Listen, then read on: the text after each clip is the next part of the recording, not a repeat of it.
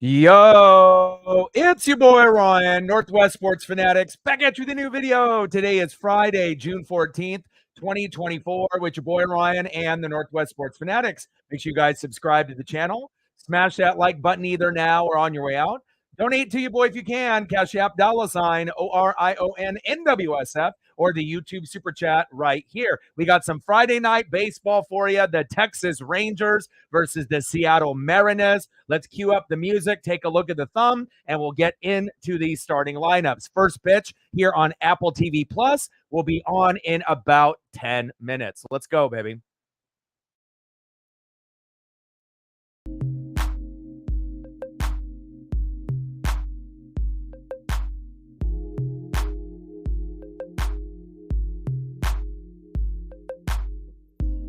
And on the thumb, on the left, we have the stud, Corey Seager. And on the right, Julio Rodriguez.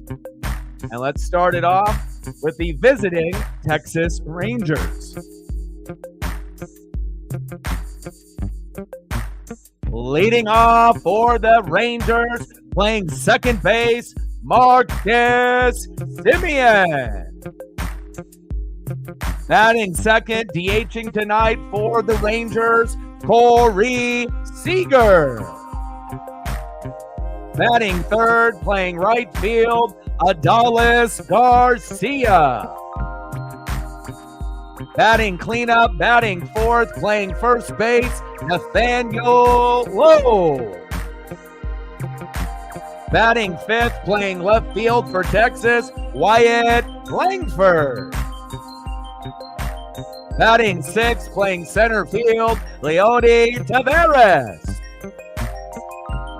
Batting seventh, playing shortstop for the Rangers, Ezekiel Duran. Batting eighth, catching tonight for Texas, Andrew Kisner. And batting ninth, playing third base, Davis Wensdell. And on the mound for the Rangers with a 2-7 record, an ERA of 4.06, Andrew Haney.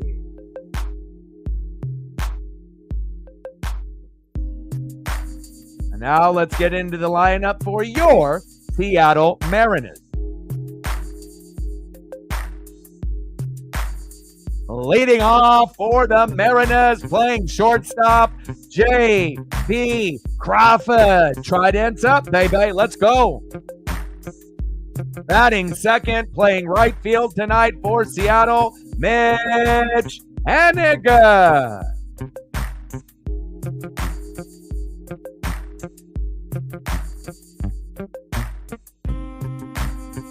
Batting third, playing center field, no fly zone, Julio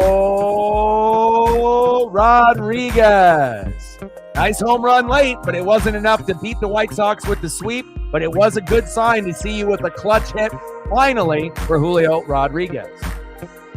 Batting cleanup, batting fourth, DHing tonight for the Mariners, Mitch Garver.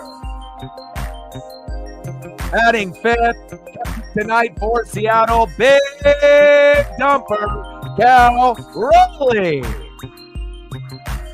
Batting sixth, playing third base for the Mariners, it's Demo Dylan Moore. Batting seventh, playing first base for Seattle, Tyler Locklear. Batting eighth, playing left field, Victor Robles. And batting ninth, playing second base for Seattle, Ryan Bliss. And on the mound for the M's with a 5-7 record, started the year off 0-4, so keep that in mind. He's got a record now of 5-7. I know it's not great, but considering he was 0-4, he's back on track. 5-7 record with an ERA of 3.35. It's Luis Castillo. Let's go, baby. Let's bring that electricity tonight And I'm hoping that he can get 8 to 10 Ks, but realistically, probably 5 or 6. A lot of ground balls and pop-ups more than likely. And like I mentioned multiple times on the stream, make sure you guys are taking care of your mental health. Addiction, depression, anxiety. These are things that not only I went through, but I know a lot of y'all are going through these things right now or have in the past. So if you feel like you're slipping into the darkness a little bit, make some minor adjustments to your daily routine. Eat a little bit better, exercise a little bit more, listen to music, hang out with friends. Make sure you're putting positive things in your daily routine, and that'll help you get out of the darkness a little bit quicker, so that way you can win the day. Let's go Mariners. The Texas Rangers, 33-35 record, 17 wins, 16 losses. 17 wins, 18 losses away. The Mariners are 40 wins, 31 losses, and we got an amazing record at home, 24 wins, 12 losses. We are in first place in the AL West, and as you know, the Texas Rangers are second in the AL West, and they want to be able to try to sweep us so they can get above 500. Main goal for the Mariners here tonight is we're going to try to go 2 for 3. I don't think we're going to sweep, but, worst case scenario, we win, 1, or 0. But I think that we can win 2 out of 3 here at home. And again, we are very, very good and elite at home. 24 wins, 12 losses. Let's take care of some business. And again, I love it when we play the Yankees. I love it when we play the Orioles. I love it when we play the Rangers and the Astros in the AL West based on the rivalry, right? I like playing the Braves. I like playing the Dodgers and the Phillies, even though that's obviously in the National League. I like to be able to play the best of the best, and this will definitely test us. Even though the Rangers are 2 games below 500, most people think the Rangers will be in consideration for the wild card as the season goes on. Shout out to all the people watching on Twitter/X as well as YouTube. We're going to be trying to go for 30 to 50 likes and 100 in the donos. If you haven't smashed the like button just yet, please do. And if you do have a Twitter/X account, do your boy a solid and like and retweet the live stream. We're live there as well as live here on YouTube. That'll get more people here to join the NWSF. Let's go, baby. Matt in the building. What's good? Let's get to 100 in donos, baby. Let's do it. Let them know. Like, sub, donate, and share. Anything that anybody can do will greatly be appreciated here on the NWSF. Let's go. Darren in the building. Nice to see you back. Let's go. And again, we had a very difficult schedule early on. We have the easiest schedule out of any team out of all 30 the rest of the way. So no excuses. So again, we had a pretty tough schedule.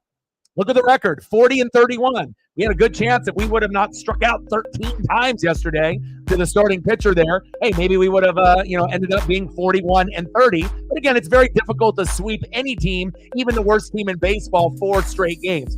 3 games in a row is a little bit easier. We did that with the Reds and the Angels, but even, against the White Sox, 4 in a row against any team in baseball, even Chicago, very, very difficult. Let's show the Rangers who's fucking boss. And we already know the Houston Astros won a World Series a few years ago. The Texas Rangers won a World Series last year. It's our time. And I'm not saying that we're going to get to the World Series this year, but I think that we have a very good chance. ALDS, ALCS, World Series, we should be able to hit those marks here within the next 5 years. And depending on, if we add another bat or 2 before the trade deadline, and if the pitching gets a little bit better, who's to say that the Orioles and Yankees are going to the World Series? Who's to say it's going to be the Guardians or the Royals? Why not the Seattle Mariners? Obviously you got the Braves, the Dodgers, the Phillies, and the Brewers in the National League, and there'll probably be some surprise team that comes out of nowhere, just like the Phillies did 2 years ago with Bryce Harper, and then obviously with Corbin Carroll, right, and Ketel Marte with the Diamondbacks last year. But I like Seattle's chances. Let's go, baby. Trident's up. Let's go. Scotty Mack in the building. Let's go, baby. Let them know. Let's get it. There you go. Not a lot of people know probably about Justin, but Kyle was one of our studs. Like, if you go back a few years ago, I would say Felix Hernandez and Kyle Seager were the 2 biggest pieces the Mariners had. Now, we didn't really get any run support for Felix Hernandez, so it makes it even more amazing with him in the perfect game and whatnot. But Seager is that one guy, as far as a hitter, not, Felix as a pitcher, but that's the one guy I kind of wish that was still playing on the Mariners. We could really use his bat right now. Let's go, baby. Let's go, Darren. You know it, baby. Let's go. Daniel in the building. What's good? Happy Friday. Let's go. Army in the building. What's good? I have a couple different nicknames. Obviously my name is the Constellation. So my dad was a teacher for 40 years, kind of a hippie, loves Grateful Dead and that type of kind of vibe, and would go to the Oregon Country Fair and kind of vibe out. Obviously met Bill Walton a few times. Obviously, rest in peace, Bill Walton. But again, for my name, starting with an O, that's usually what most people will call me. They'll call me O-Dog. Some people would call me like Oreo, anything with an O, back in the day. But I would say most people will call me O-Dog as probably the name, most familiar with me. So you can call me Orion, you can call me Ryan, you can call me O-Dog, whatever you like. Zay in the building. What's good? Let's go.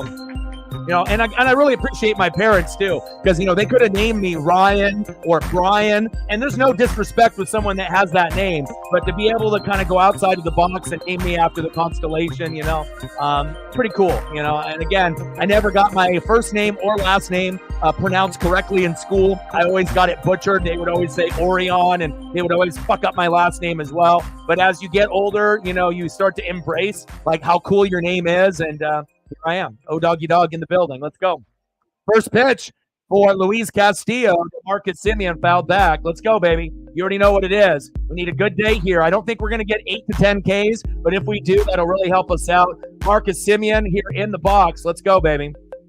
And I'm thinking about 5 to 6 Ks today. Dribbler towards third, throw to first, the law clear, safe. Good effort there by Marcus Semien.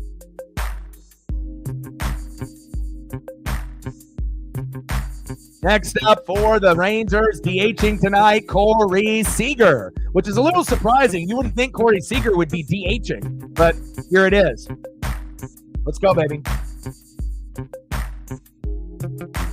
Oh, man, I got you. Yeah, I had a buddy growing up that was named Xavier as well, so I totally understand, man. The brutal part is my last name is Mikulek, obviously on my dad's side, because like I'm half Japanese and like half European, like Czechoslovakian and whatnot, and pretty much throw a dartboard at anything, on Europe anywhere. And I'm probably a little bit of something, with all the European countries. But yeah, they never got my first or my last name correct. They always butchered them both. I feel you, brother. Let's go. Top of the first, 0-0, 0-1 pitch to Seager. Chops that one foul. 0-2 count. Let's go, baby. Big series here on Apple TV Plus. Like, sub, donate, comment, share. And again, if you haven't smashed the like button just yet, please do. We're going to try to get 20 likes within the first hour, and then we want to shoot for 30 to 50. And we actually have been gaining some good ground. For a few streams, prior to that White Sox series, we were kind of hitting around 300 to 600, total views, and now we're getting about 1,000 to 2,000. So it's nice for us to be able to get that nice dip. And the more likes and subs and shares and support that we get, we're going to keep climbing. And the better the Mariners are going to do, more people are going to understand that, I'm going to be the main guy to cover for the Mariners, obviously full time on YouTube. Let's go. 1-2 pitch. Pitches outside to Seager. 2-2 count. Let's go, baby. Great career for him with the Dodgers and the Rangers. And we know Reggie Jackson was named Mr. October back in the day, but if you ended up watching Corey Seager last year, his numbers were phenomenal. I wish one day that we could have a player like that on Seattle so we can end up winning it all. Popped up to left field. Robles is there, 2 away. Here we go. Next up, another stud on the Texas Rangers that I can't hate on, right fielder Adolis Garcia. Now, I know some people were claiming that they thought that he was on PEDs or steroids, because if you ended up seeing what he looked like last year, his neck and his arms, and you saw what he looked like at the beginning of this year in spring training, it looked like he beefed up quite a bit. So I don't want to say that he's a cheater like a lot of the guys on the Astros from years past, but he definitely looks a little bit bigger. And as you can see, arms both covered, Barry Bonds style. Not saying that he's a cheater, but he definitely has beefed up with his neck and his arms. And he's having a decent season here already with 13 homers in 2024. Pitches inside, 1-1 count. Runner at first, 0-0 Rangers and Mariners. Let's go. But I remember when I had a bunch of the Mariner fans and a bunch of the Major League Baseball fans that sent me photos of him as a comparison, it was a little shocking.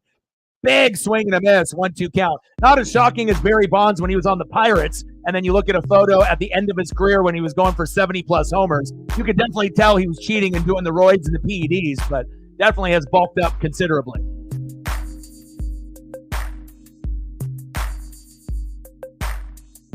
They say Darren. I've had friends named Darren as well, so. Beetlegeese. Pitches outside, 2-2 count. I feel with him, to be honest, he was very good when we first got him over from the Cincinnati Reds, there in 2022, when we had Cal Raleigh, Julio, as well as George Kirby coming in as rookies. But I feel like his speed and his location aren't really the same as it was early on. He doesn't have that threat, to be a 9, 10, 11K kind of guy like he was when he first came in.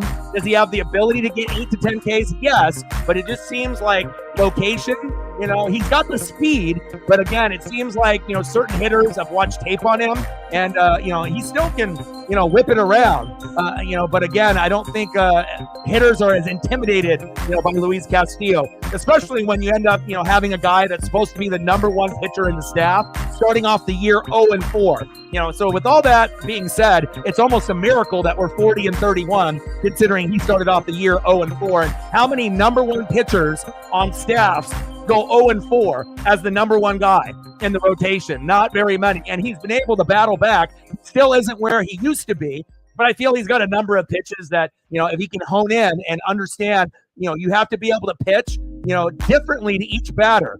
Each hitter is going to be able to have different tendencies. And once you realize that, you're going to be able to take advantage of the hitters instead of just throwing the same stuff, to every single batter and hoping and fingers crossed that it works out. So 1-1 count to Nathaniel Lowe. Let's go, baby. Popped up. Center field. Back. Off the wall. Julio. Uh-oh. And that's going to bring in a run. 1-0 Texas. Fuck, right out of the gates. Jesus Christ. And that's why I don't have a whole lot of confidence in Luis Castillo. I mean, I like him, but I never really thought that he was the number one pitcher. Again, at the beginning of the year, I felt Logan Gilbert was the number one pitcher. And then once Brian Wu came in, I think he's the number one pitcher, obviously. 3-0. We've won all 6 of his starts. He's got an ERA of 1. And everyone else has got about a 500 record, and their ERA is around, the maybe high 2s or, in the mid 3s, maybe 4, depending on who it is. Bryce Miller has a little ways to go, but I feel like with me, if I was going to break down the pitching staff, Brian Wu 1, and then I would probably go George Kirby 2 or Logan Gilbert. You could flip-flop those guys. Sometimes George is good, sometimes he's not, but the last couple starts have been pretty good. So Wu, Kirby, Gilbert, and then I would probably go Castillo Miller or Miller Castillo. So not trying to hate on the guy, but I don't think he is the number one. If anything, I think Castillo now is maybe the 4th, best pitcher on the staff. Maybe Bryce Miller's 5, and then I would put Castillo at 4 just because, but again, he has been better than the 0-4 start, but I just don't trust him, and I feel like Luis Castillo has a lot of pressure compared to the other starters because he's the one. So I feel that after he started 0-4, his confidence really isn't there. And once he gets shaken up early, he's fucked. Like, he can't rebound. Cal Raleigh can be able to be a good counselor for these pitchers. 3-0 count is chopped foul by Wyatt Langford. But again, I feel that he loses confidence in himself faster than anybody else. Bryce Miller is still pretty raw, but I like Brian Wu, I like George Kirby, and I like Logan Gilbert. I think those are the main guys. And then Castillo and Miller are, they're not terrible, but they're very streaky. And again, if you get hits on those guys early, it's very hard to come back. It's like you have to get 5 runs and 7 to 10 hits to keep up. Nice hit there. And there's another RBI, 2-0 by Langford. Single to center, low score. What the hell is going on here? God damn it. And we already given up 2 runs. Brian Wu wouldn't have given up 2 runs. But it seems like if it's Castillo, if it's Miller, if it's Kirby, if it's Gilbert, it is what it is. We have one of the best pitching staffs, but again, it's so important that we get 5 runs and 7 to 10 hits because, again, if you're going to be giving up 2 runs early, you're putting more pressure on the hitters. And if you look at our batting lineup today, it's not as bad as yesterday's, but I would say looking at the lineup, we have a C lineup. It's not very good. No Luke Raley in the lineup. There's a few guys in there. Why the hell is Victor Robles playing over Dominic Canzone? But again, obviously, you're looking at, is the pitcher left-handed or right-handed? And that usually will tell you the story of the lineup. So next up, Lodoti Taveras. And again, I wish I could say that I believe in Castillo more than I do, but again, I think he's the 4th best pitcher on the staff now. Yeah, I think he needs to throw the fastball a little bit more, but I don't think he's got confidence in himself to throw anything, to be honest. He's been better than the 0-4 start, but when you rough him up early, confidence just goes down the shitter. No matter what Cal says to him, I feel like he just is already down in the dumps and he gets depressed and shit. And it's already tough for us to get runs and hits as it is, right? Out of all the 10 teams that have an above 500 record, we're probably the worst hitting team, right?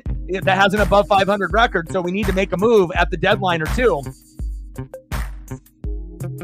Runner to second is safe. But again, this is not the ideal start that we need. But if we had a couple more bats in the lineup, then this wouldn't really phase us, right? It's they got 2 runs in the first. Who cares? We're going to get 5 runs, 7 to 10 hits. We'll be fine. We'll make up for it. But when you typically get 1 to 3 runs and you give up 2 in the first inning, not really a good sign. But hopefully he'll get better as the game goes on.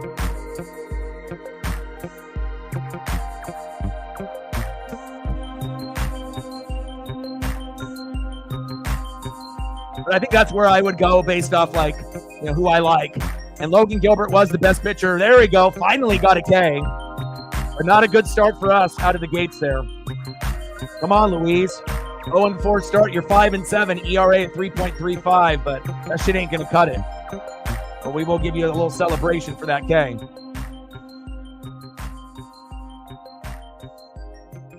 And I know George Kirby was dealing with a little bit of a knee issue, but yeah, I'm thinking, Brian Wu, George Kirby, Logan Gilbert, Luis Castillo, and then Bryce Miller. I think that's where I go. Or maybe even Bryce Miller over Luis Castillo. I don't know.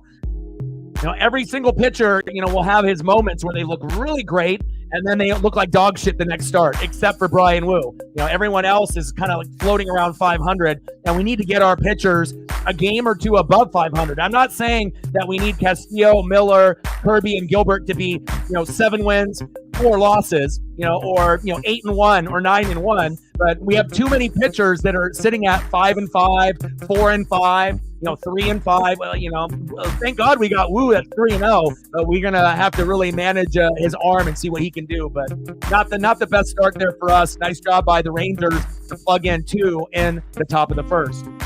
All right, here we go. Our turn, fuckers. Let's go. Next up for the Mariners, shortstop J.P. Crawford. And when J.P. gets going early, that's when the Mariners will start flowing. So hopefully he'll get a base hit right out of the gates, or maybe even a surprise home run, if it's right down the middle. Batting second, right fielder Mitch Garver. And batting third, center fielder Julio Rodriguez. Let's go, baby. Brett in the building, how are you? Eric in the building, what's good? Like, sub, donate, comment, share, help your boy out. Appreciate the like and the share, Army. Appreciate you. And Matt, if you could do that as well, like and retweet the stream. Stop cleaning your shoes and hop into the stream, my guy.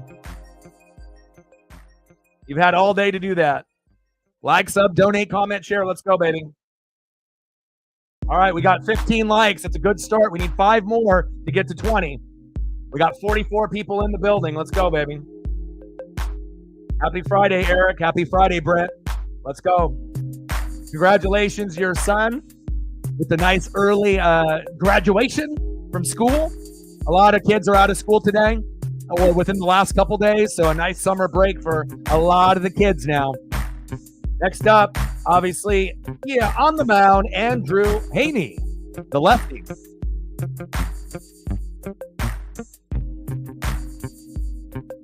Haney, 2-7 record, 4.06 ERA, so we should be able to find a way to hopefully get some hits here. Here we go, JP. Oh, line drive, one away. But again, the way that the Ranger games typically go is that the Mariners are going to score 4 runs, right? 4 or 5, or we're going to get like 1. So, hopefully we'll be able to get closer to that 4 or 5 number, not the 1, because if we get 1, obviously we're going to lose. So, since they already have 2 runs in the first. Next up for the Mariners, right fielder Mitch Garver. The 3 to 5 runs seems doable for the Mariners with Haney, obviously with his record, 2-7, and his ERA is pretty high. But again, when you have struggles hitting the baseball, you never know. 219 average, 6 homers, and 30 ribbies for Mitch Garver. Pitch is high, 1-1 count. Oh, I bet.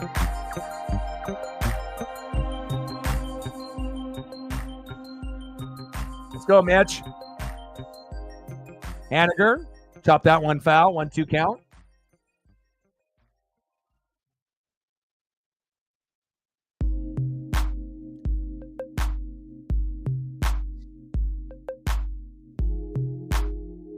Let's go, baby. It's going to be a busy day for me tomorrow. We're doing 2 streams tomorrow. We got WWE, big swing and a miss, struck him out. We're going to be doing the WWE Clash at the Castle. That'll be on at 11 a.m. Pacific, and then it'll be done around 2. I'll get about an hour and a half break, take my pup for a walk, and then we're going to be doing the Mariner game. It starts at 4:15, so I'll be live at 4:05, and that'll be on Fox as a global broadcast. So it'll be a long, long day tomorrow. Should be a lot of fun, though. Andrew Haney with a nice K, because we're not haters here. We'll give proper love where love needs to be given, even if it's the opposing team or pitcher. Next up for the Mariners, 268 average, 6 homers, 26 ribbies with an OPS of 670. Julio Rodriguez. And it was a nice sight to see him, get that home run late to tie it up. But at the end of the day, we didn't win the game, and it just didn't feel like we were going to end up winning that game. But nice to be able to see Julio come up in the clutch late, which he typically does not do. That one chopped foul on a 2-0 count, 2-1 now.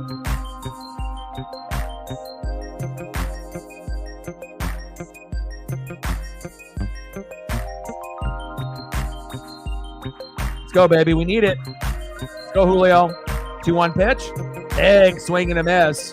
2-2 count.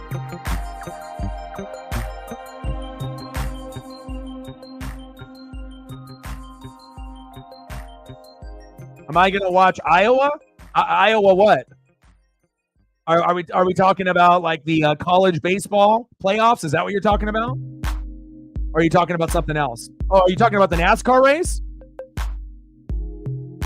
Bottom of the first, 2-0 Rangers, the race. Oh, I was going to say, because sometimes when people randomly say, certain things, and I should know better with you because you and me love NASCAR. So, I'm definitely going to be watching the NASCAR Cup race, but I'm going to go visit my dad, and I'm going to bring the pup along. My dad got a new pup as well, Lucas. So Paisley and Lucas are going to be able to hang out for a little bit. We're going to do a little bit of a barbecue, hot dogs, hamburgers, ribs, and then the Dodgers and the Mariners both play at 1. And then, I never miss a NASCAR Cup race. I always watch every single one. Hell, I even end up watching a little bit of the Xfinity Series and sometimes even the trucks. So, yes, I definitely will be watching.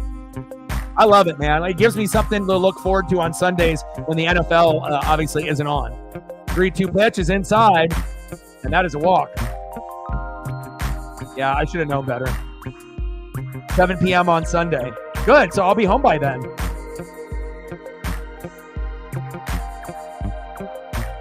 All right, Julio to first. Next up, DHing for Seattle, Mitch Garver. 7 p.m. Eastern time, though. So that would be 4 p.m. my time, right? Pacific, since I'm in Oregon on the West Coast.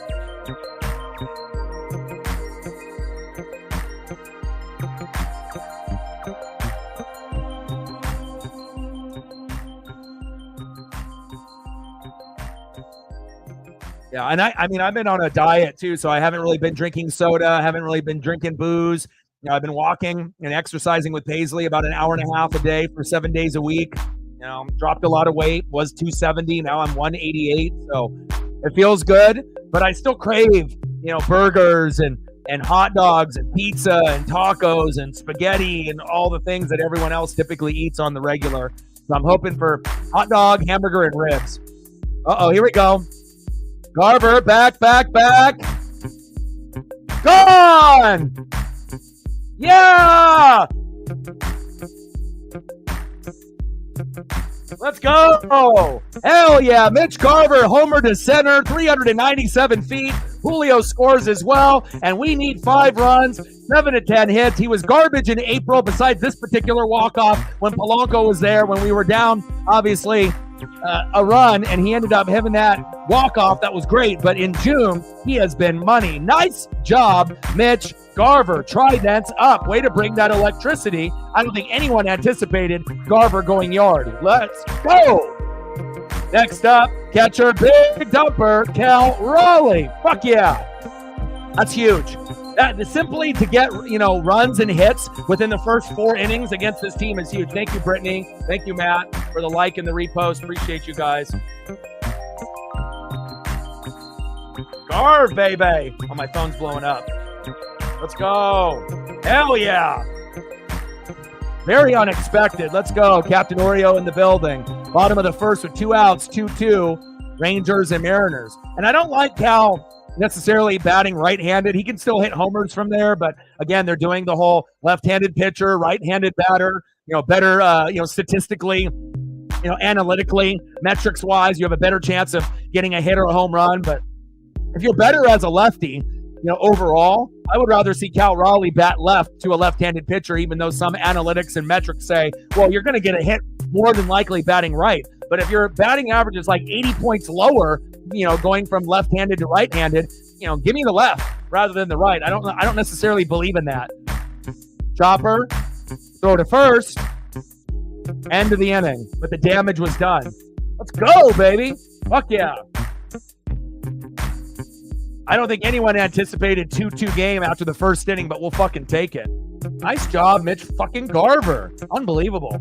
And nice for Julio to get off base and not to chase. So, whether he gets hit by a pitch or he has a walk, just finding a way to get on base. And it's much better to be 2-2, considering we never get hits and home runs, rather than 2-1. So I love that. Nice job, Mitch Garver. Fuck yeah. He was up next here for the Rangers. But I'll have to wake up real early tomorrow. Obviously, get prepped for that WWE Clash at the Castle stream. And, the energy from the, foreign crowds has been amazing. Ever since Triple H took over, WWE has been king. And I know not everyone in the room probably watches wrestling on the regular basis. Like me, there's obviously a few of us get together once a month to be able to watch those pay-per-views. Sometimes twice a month if I do the NXT takeover, or one of those. But I'm very excited to do that. I'll be a little tired tomorrow, but again, we're going to do that. That'll be from 11 a.m. to 2 p.m., and then we'll do the Mariner game at 4:15 to roughly 7 o'clock. So 2 streams tomorrow, and then we'll take Father's Day off, and then we'll be back at it on Monday. Let's go. Hell yeah. Hell yeah. Like, sub, donate, comment, share. Help your boy out. Next up for the Rangers, playing shortstop, Ezekiel Duran.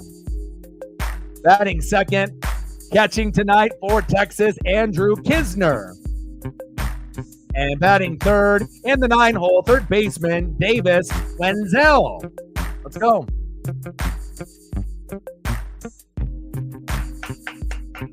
Sid Rock's in the building. What's good? I like it. Well, both pitchers really aren't that great, and I'll take the hits and the runs. We need 5 runs, 7 to 10 hits. And if you go back to the games that we already played against the Rangers, we either score 4 runs or we score 1. So the way it started off is the Mariners won Game 1 in April 4-0 on the road. Game 2, the Rangers won 5-1. And then we won game number 3 on the road 4-3. So 2 games of 4, 1 shitty game of 1, and now we're at 2-2. So we have a very good chance to get to 5 runs. And if we get to 5 runs, 7 to 10 hits, the chance of the Mariners winning the game with our pitching staff is very high. It's usually like 90 to 95% of the time. 1-0 pitch from Castillo.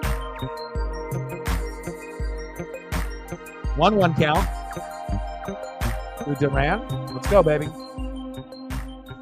We got to limit the damage at the bottom end of the lineup. 1-1 pitch, fouled back for Ezekiel Duran. Come on, Luis.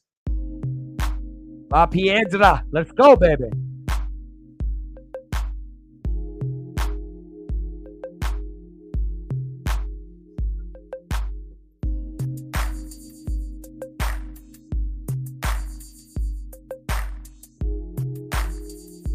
Let's go, baby.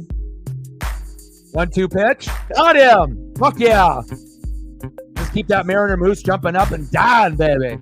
Hell yeah. There we go. Nice K by Luis Castillo. Mariner Moose loves that shit. Let's go. Yes, sir.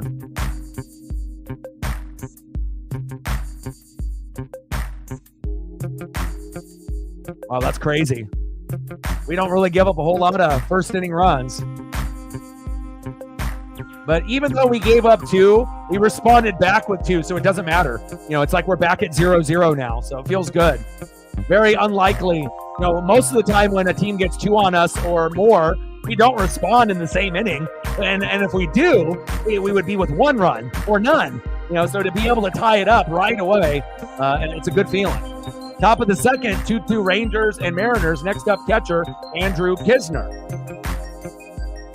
If you're just tuning in the top of the first, Lowe doubled to center. Simeon scored 1-0 Texas. Then Langford singled to center. Lowe scored 2-0. And then here in the bottom of the first, just a couple minutes ago, Mitch Garver homered to center with Julio on board, and we're knotted up at 2.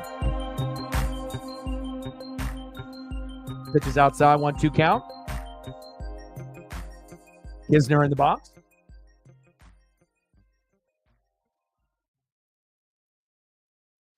One-two pitch. Pitch is high, fouled back behind the plate. Count remains 1-2.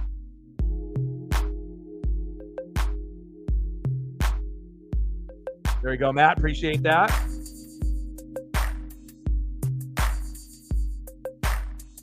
Pitch is outside, 2-2 count. Shout out to Brittany, Matt, and Army helping out on the Twitter/X side. Appreciate that very much.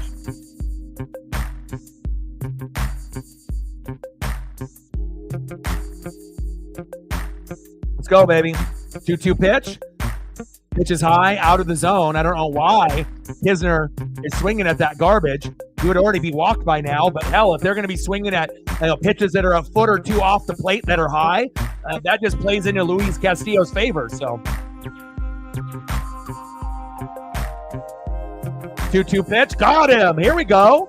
All right, Castillo getting a little bit of confidence after giving up the 2 runs. I like it. Here we go. Yes, sir. Mariner Moose is loving that shit. Here we go. Good job. 1.2 innings pitched, 3 hits, 2 earned runs, no walks, already 4 Ks. That's fantastic because there's been a lot of games where Castillo is only getting 4 or 5 total. So to be in the second inning with 4, he actually might get to 10 tonight. Let's go. And that's what we need, 8 to 10 Ks, 5 runs, 7 to 10 hits, and we're going to win this game. Let's go. Next up, Davis Wenzel. Fouled that one back behind in the count, 0-2.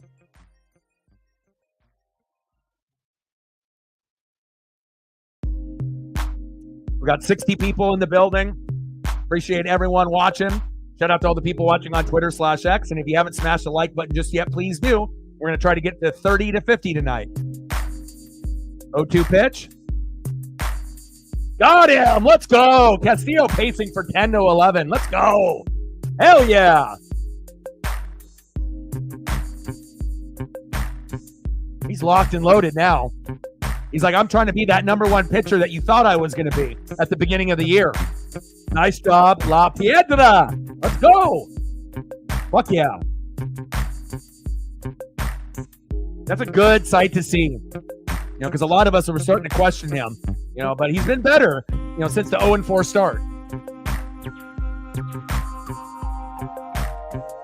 Next up for the Mariners, playing third base, it's Demo Dylan Moore. Batting second in the 7-hole, first baseman Tyler Locklear. And batting third, left fielder Victor Robles.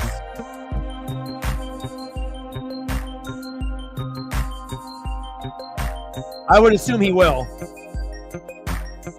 And Demo hasn't really been that hot as of late, so I mean he'll chase a little bit, so we'll see where it goes. So Andrew Haney up to this point, 1 inning pitch, 1 hit, 2 earned runs, 1 walk, 1 K. And then with the Luis Castillo, 2 innings pitched, 3 hits, 2 earned runs, 0 walks, 5 Ks, baby.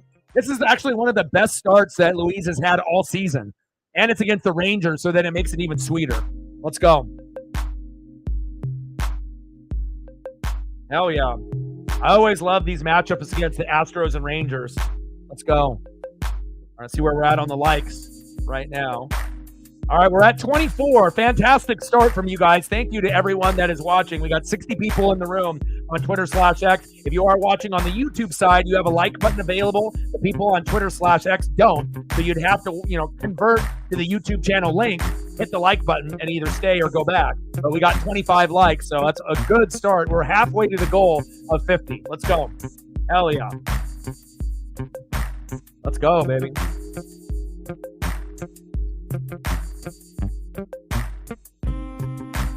Pretty amazing stat. See, and that's why I appreciate you and guys like Reflect. You guys love to deep dive into the stats, and you guys follow the minor leagues. You follow Japan ball. I love that, man, because a lot of people, they don't even know a lot about the guys that are in the minors in the farm system, let alone you go above and beyond. You're following all the Japanese guys out there too. So I absolutely love that, man. Keep being you. I really appreciate you. Keep throwing the good stats and the good fun facts along our way. Timo! Oh, staying in the yard, falling. 1 away. He had a good connection there, though.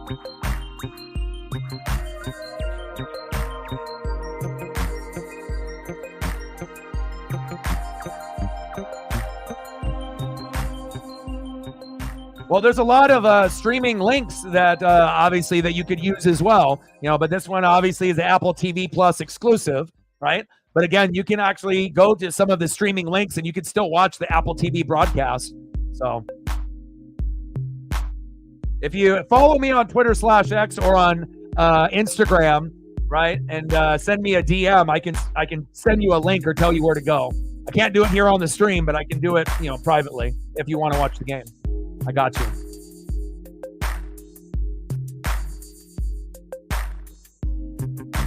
Yes, I am. We need payback.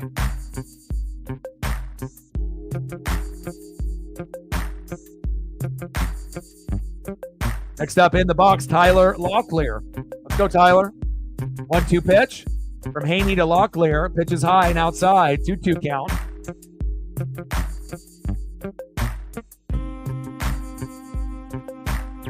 Yeah, just a little bit faster of a swing, it would have been gone. Whoa, there goes the bat. Oh, that went into the crowd.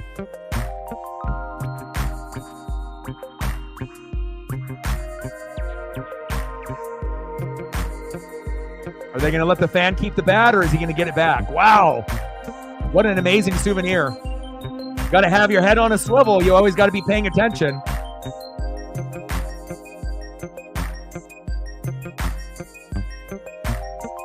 Also, too, Chris, if you end up going to, if you have a Twitter/X account, right?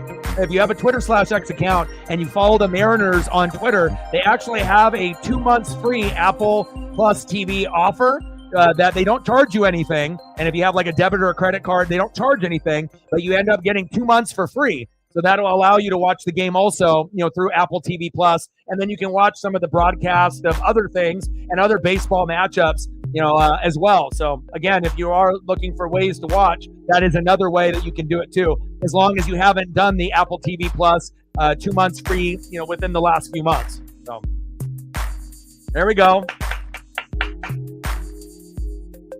Nice hit there from Locklear and Robles. Let's go. Next up, Ryan Bliss. Bliss, chopped. Tailing foul. Nice catch.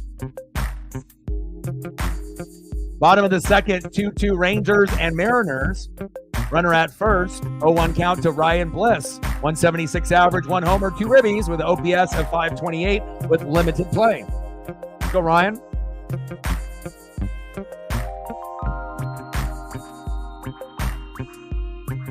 Pitch is outside, 1-1 count.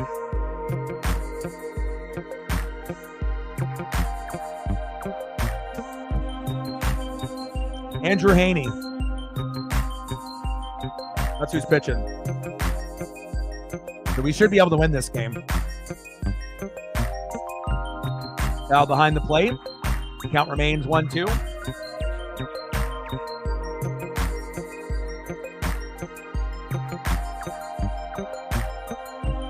We'll be shooting for 50 likes and 100 in the donos. And hopefully we'll get some goats to come through and show some love. 1-2 pitch. Chopper. Throw to first. Got him.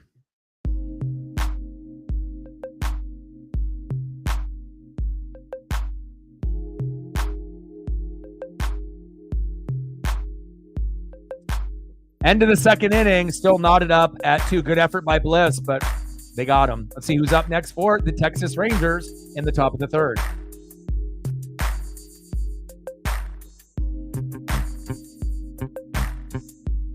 Back at the top of the order, 1-for-1, second baseman Marcus Semien. Batting second, 0-for-1, DHing tonight, superstar stud Corey Seager. And batting third, 0-for-1 with a K, right fielder, another stud in the lineup, Adolis Garcia.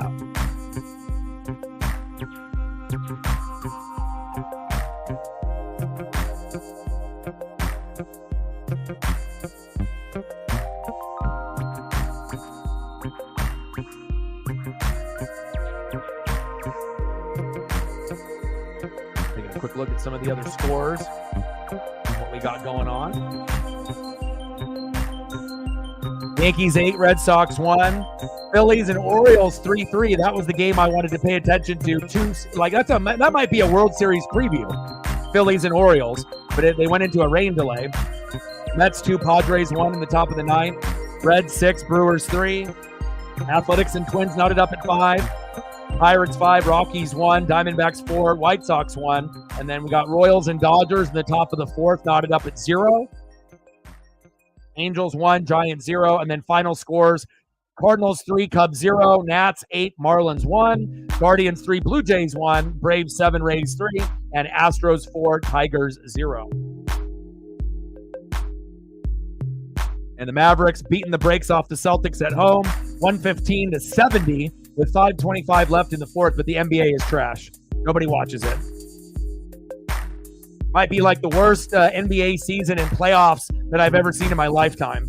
And they wonder why ratings are down, even from like hardcore NBA fans. And they say they're not interested. That tells you something about the product. You know, the NHL, the NFL, college football, and the MLB are a million times better. Facts.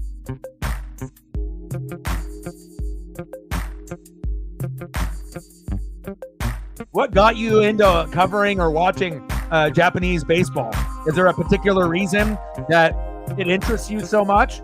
Is there like a certain type of connection you have with like one of the players, or like, have you been to Japan? Like, you know, and you watch games over there? Do you have some type of like internal connection? I like it, man.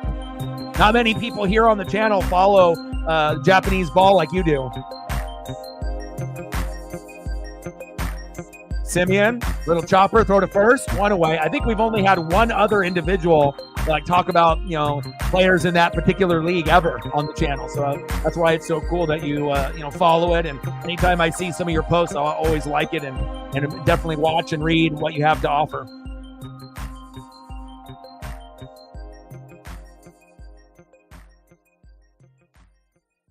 Big swing and a miss to Corey Seager. 0-1 count.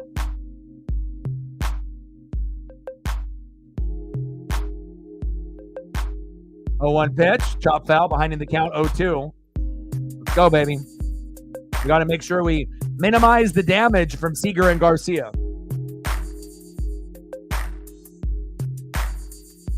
Hideo Nomo, nice.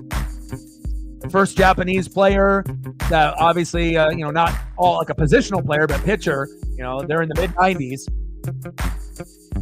Nice. Pitches outside. Well, yeah, especially with Imanaga and you're seeing a lot of these guys on many teams. And before, there would only be like a Japanese player or an Asian player on a couple teams. Now, I would say there's probably at least an Asian player on like a third of the teams in the league. It's like you might not have an Asian player or a Japanese player on every team, but I would assume there's at least an Asian or Japanese player at least on 10 teams out of the 30. So they're definitely closing the gap, like you said.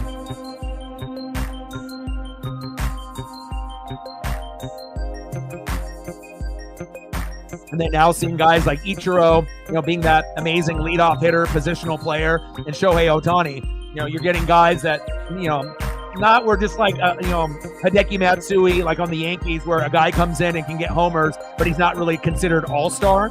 And then you get Ichiro coming in, Hall of Fame, Shohei Ohtani, Hall of Fame. And that's cool to be able to see that from a sport that's dominated by the whites and the brothers and the Dominicans and the Puerto Ricans. And then you can get some of the Japanese guys going to say, hey, we might not be, as, heavily impacted on every single team, but the guys that we do have that we bring in now as of late can hang with anybody. And that's a pretty cool thing to see.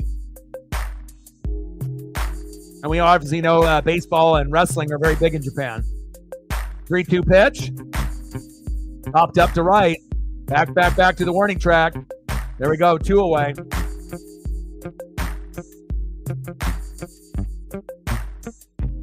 Next up for the Rangers, right fielder, Adolis Garcia.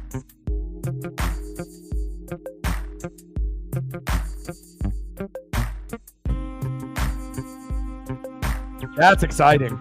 And that's why I like, people deep diving and going a little bit deeper into the farm system. And then obviously you with the Japan ball. So that way we have a little bit of insight and you'll be ahead of the curve compared to the, most, Major League Baseball fans, even the hardcore ones. Chopper towards third, throw to first to Locklear. Demo got him. 1-2-3 inning.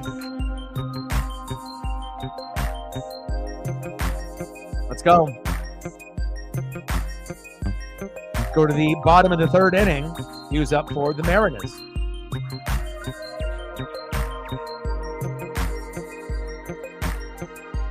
Next up for the Mariners, 0 for 1, shortstop J.P. Crawford. Let's go, J.P. Batting second, 0 for 1 with a K, right fielder Mitch Garver. And batting third, 0 for 0 with a run and a base on ball, center fielder Julio Rodriguez. Try dance up, baby. Let's go. And like I mentioned multiple times on the stream, make sure you're taking care of your mental health, addiction, depression, anxiety. These are the things that a lot of people are going through right now or have in the past. So if you feel like you're slipping into the darkness, just make some minor adjustments to your daily routine. Eat a little bit better, exercise a little bit more, spend time with friends and pets, listen to music. You'd be really surprised if you just make some minor adjustments to your daily routine, cut back on the partying a little bit, and just get your life back on track. And once you do that, it'll be a lot easier to climb out of the darkness, and then you can start winning the day. Big facts.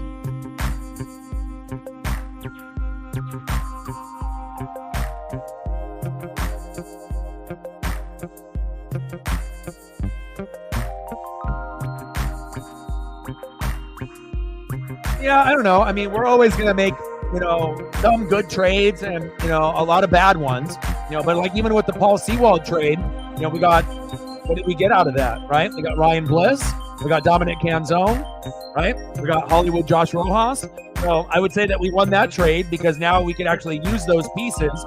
And we'll see if Sewald ends up being on the block, with Eugenio Suarez. I know that he's been struggling and whatnot. So, but again, we've also made some terrible moves in the past, like Adam Jones, going to the Orioles. But again, if your team is not very good and you let a guy go and they go to another team and they start to excel, that's kind of what the Mariners MO kind of was. It's like we have a player that's decent, we give up on them, they go somewhere else and they turn into a star. So. And then when we ended up finally spending some money, we spent it on the wrong guy, like Robinson Cano, gave him too much money. I did like the Nelson Cruz edition, though.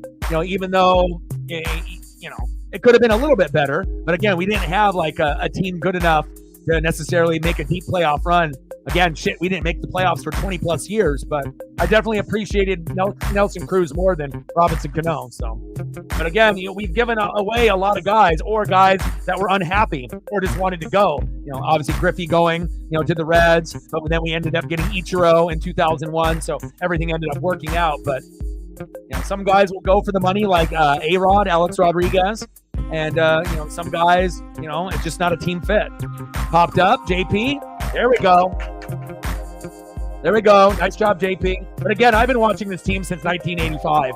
And again, I know I look young, but I'm 42. So I started watching around 3-4 years old, with my dad. And again, so I've seen the good, the bad, and the ugly. But growing up with Griffey and, seeing Randy Johnson come over from the Expos and then coming over, Edgar Martinez, and then, waiting about 20 years, and then the Ichiro era. And then now we're in the Julio, Cal Raleigh, George Kirby era, and it's nice. Lots of potential for us. Nice job, JP. Next up, Mitch Haniga. There we go. Haniger single to left, Crawford to third. We're going to score this inning. Here we go. Nice job, JP. Nice job, Hanny. Yes, sir. There we go. I like that, baby. Next up, Julio Rodriguez. This would be a great time for this. Feed off that momentum from the last game. Not saying that it's going to happen, but if you really want to get the Mariner fans excited, get a 3-run blast to give us a 5-2 lead, that would be amazing.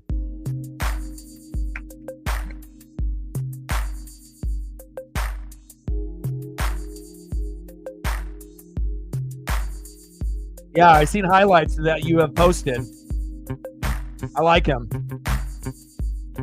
And we need outfielders. We need a left fielder and a right fielder.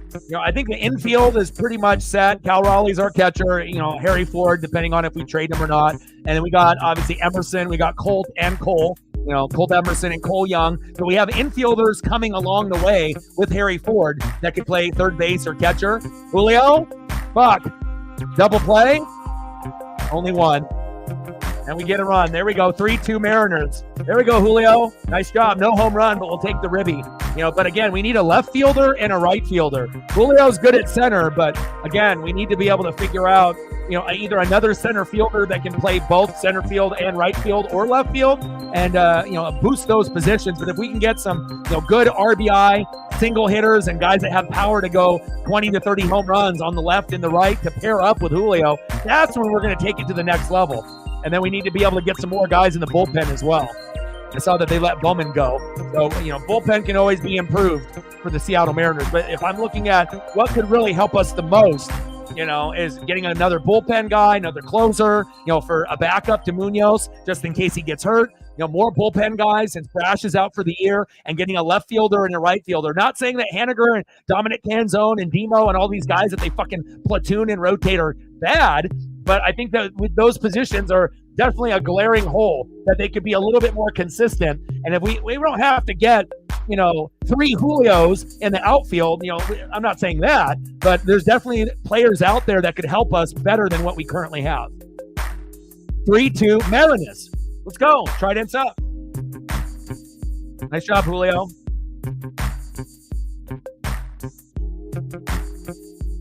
Next up, Mitch Garver. And he's been hot for us. And again, we still got Jorge Polanco. And again, he was, I don't really want to say he was shitty or he was like really great. He was like kind of meh. He's like, sometimes he, made some plays, but I think like for me, I thought it was a little bit of a disappointment because that was like the biggest signing, and his defense isn't very good. And he struggled as a hitter. Then he got hurt. So we'll have to see what he looks like after he comes back. But I assume that if he never got hurt, his numbers would have went up like Mitch Garver. He wasn't going to be batting shitty, and hopefully the defense would have gotten a little bit better as well. But we'll have to wait and see. 177 average for Mitch Garver. We need to get that up to around 250. 2-2 pitch from Haney to Garv. Up foul. Count remains 2-2. Got him. 2 away.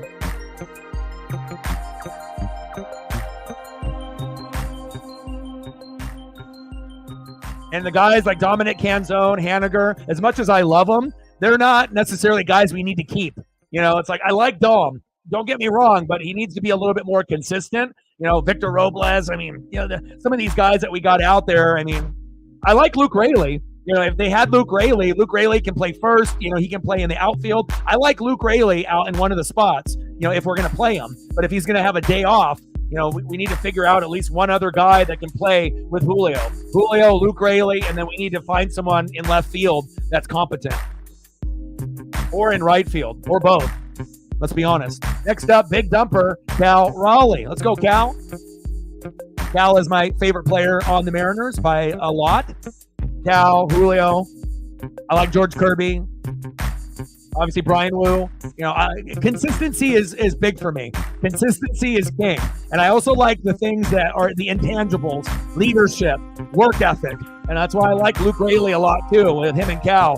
Guys that are underrated, underappreciated. Cal's already a top 5 catcher. But the reason that I like him, not necessarily just that he's the most clutch hitter late in games for the Mariners, it's his work ethic and his leadership and how hard it is to be able to be a catcher. Throw guys out from your knees first, second, and third, and he's gotten better at it, even though in the last couple games some of the throws have been a little wild, but it hasn't really hurt us because the runners haven't advanced. But he's been able to throw out batters or hitters, a little bit better than, in the first couple years. And again, to get that batting average up, to 250, 270, 280, 300, and then he has those home runs, that's when you're going to see Cal Raleigh in an all-star game. But if he's floating around, 200, 220, he's not going to make it. But if he can keep being this clutch hitter and he can get that batting average up to 250 to 300, right, he will make an all-star game in the next maybe 2 to 3 years if he can slowly and slightly improve. And he won't be like the starting catcher more than likely, but he could be like the backup. But again, the better that the Mariners do, the more, eyes are going to be on us. And then that'll give us a better chance, for, people to go to the All-Star game besides maybe like Brian Wu, Andres Munoz, or Julio in a fan vote. I'd really like to see Cal Raleigh in an All-Star game, but again, we're probably not going to see that for a couple years, if at all. But I still love him. That's my guy. And again, I watched him, early on before he came in to the organization. And in that first year, I saw enough out of him to invest, in a Topps Heritage autograph rookie card. And again, I'm not going to spend money, $75, $100 on a player that's not Julio, on the Mariners that's currently on the roster if I don't believe in you. So, end of the third inning, 3-2 Mariners. That was a big win for us. That was a big win for both, but big win really for us, though, for sure.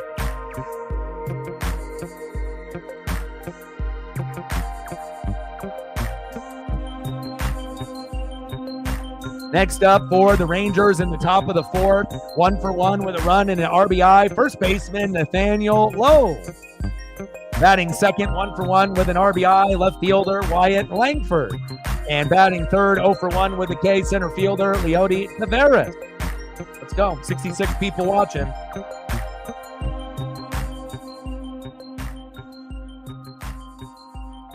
Yeah, you got Adley Rutschman, Salvador Perez, Cal Raleigh. And like I said, Cal, started off when he first came in was like a top, 15 catcher, then slowly went to top 10. And now I think he's top 5. Again, he's the most clutch hitter, late in games for the Seattle Mariners. And I think he will be moving forward, and a switch hitter, and he plays catcher. And again, I like catcher because it reminds me of like offensive linemen, where in the NFL and college football, they never get the love or the appreciation. And I always like rooting for guys on special teams, kickers and punters, defensive players. I'm a defensive-minded fan, on the NFL side and the college football side. Give me linebacker and safety over quarterback, running back, wide receiver, and tight end. Those are the glorified positions that always get the love. But I like watching guys that don't get the love that need to be talked about. Big facts. Let's go. Where are we at on the likes? And hopefully we can get a dono train started. Where are we at? We're at 26. We need 4 more likes to get to 30. So if you haven't smashed the like button just yet, please do. Whoever did right there, thank you so much. We need 3 more to get to 30. We got 28 on the YouTube side, 40 plus on the Twitter/X side. Pitch is inside. 1-1 count to Nathaniel Lowe.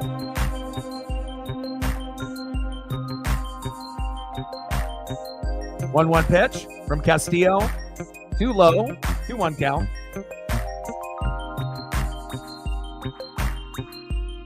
And, Cal is selfless. I like his attitude. And then some people were saying, well, and he called out, the GM and the owner for not spending money. They're like, oh, they're going to use that against him and trade him away. Well, the thing is, if you're not going to pay Cal Raleigh, who the hell are you going to pay for down the road? He is the perfect example of a guy that has lived up and exceeded the expectations. And, we all thought Julio was going to be the guy. And, Julio's been a little bit of a disappointment this year. Not overall, we obviously gave him that big contract. But if you're not going to pay someone that doesn't come in right away as a phenom like Julio, who the hell are you going to pay? That's exactly who they should pay and make sure that he is a Seattle Mariner for life. Like, I would be devastated if we let go a guy like Cal Raleigh. And I know we got Boras as an agent and, there's going to be money involved. But again, if we were going to, slightly even overpay, reward a guy that has a good work ethic, a good attitude, right? A good leader, and a guy that is a catcher. Got him. A guy that can be a switch hitter. I mean, he really checks off all the boxes. And then they had the Buhner buzz cut night. And who's the only player on the Mariner organization that decided to be selfless to do it for a good cause? Cal Raleigh. So that's why, there's so many factors of why I love Cal Raleigh. And, he's my favorite player, besides Julio on this roster. And, again, Julio has the hype. Cal Raleigh doesn't have that just yet, but he has been getting a little bit more love on socials and in articles, which is cool. Megan in the building. How are you? Chopper. JP. Law clear. There we go. 2 away.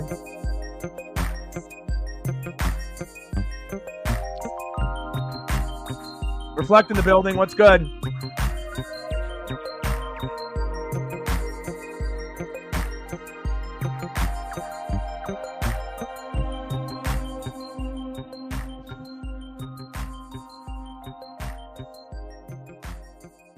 Popped up for Leody Taveras. Mariners 3, Rangers 2, top of the 4th. Thank you so much. Appreciate you. We were waiting for someone to start it off for us. Thank you so much. Appreciate you. Stacks on stacks, racks on racks, a little Cactus Jack, bang, bang. $5 holla. 95 to go to hit the goal. Thank you so much. Let me know what you want to do for photos, and I got you.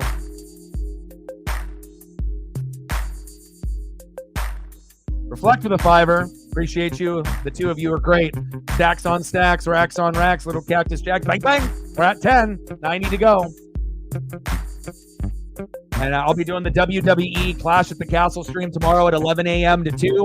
And I'll be doing the Mariner game at 4:15 to 7:15 tomorrow. So it'll be a long day. And again, I know some of y'all aren't wrestling fans, so I don't expect all of the people, in the room that like baseball to show up. But, depending on what you got going on, I got 2 streams, and hopefully we'll be able to see some of y'all, on the Mariner one. And for any of the wrestling fans, obviously they'll be here in the morning at 11 a.m. Let me know what you guys want to do for photos. I gotcha.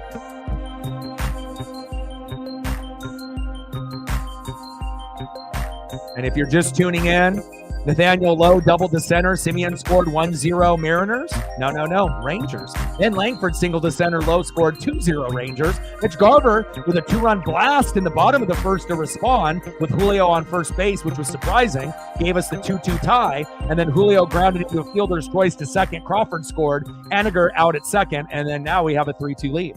Let's go.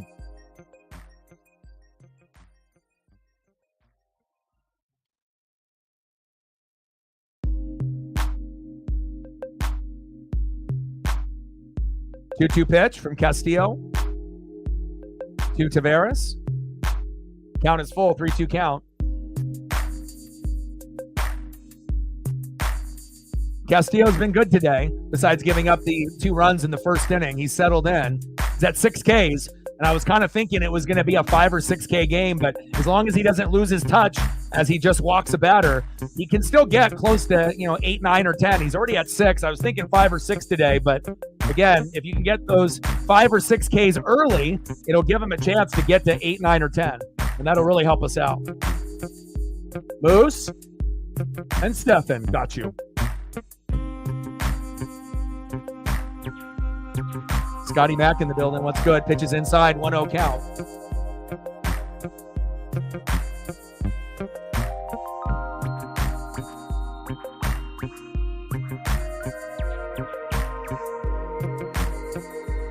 Go Mariners. Chop foul.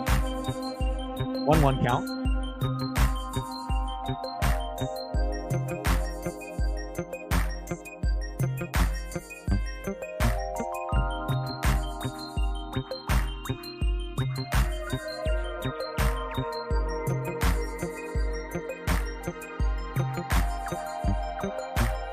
Popped up.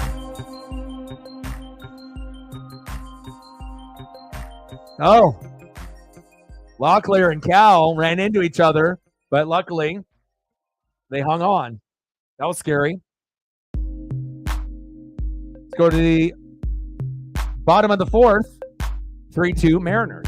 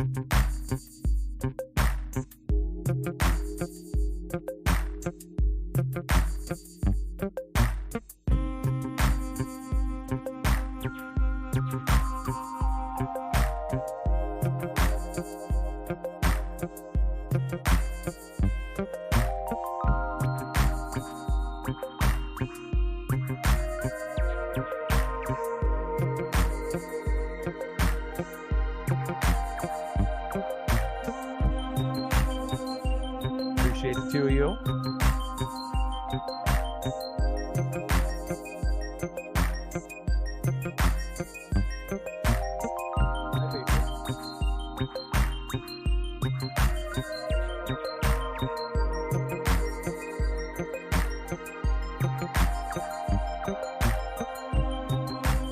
See who's up here next for the Mariners. Next up for Seattle, 0 for 1, third baseman, Dylan Moore. Batting second, 0 for 1 with a K, first baseman, Tyler Locklear. And batting third, 1 for 1, left fielder, Victor Robles. Let's go Mariners.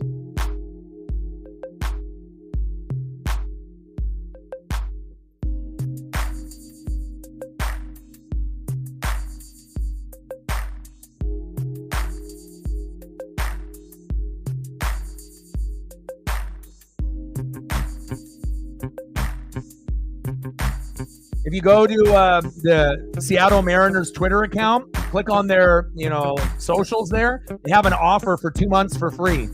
And so all you got to do is click on the link, follow the instructions, and then you can watch the game. And then you can watch many, many games. It's not going to be the Mariners every week, but once in a while, about once a month, you might have an Apple TV Plus game like that. And you can also use streaming links as well. Demo popped up, one away.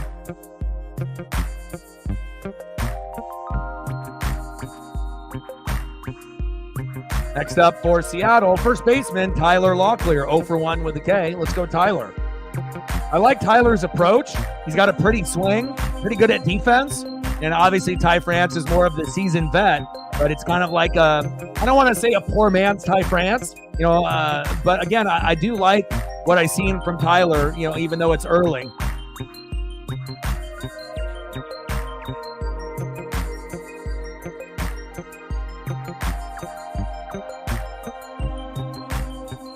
There we go, Locklear. Hell yeah, go, go, go. There we go. Nice job, Tyler. Way to get a hit while I talk you up. There you go. Next up for the Mariners, left fielder, Victor Robles.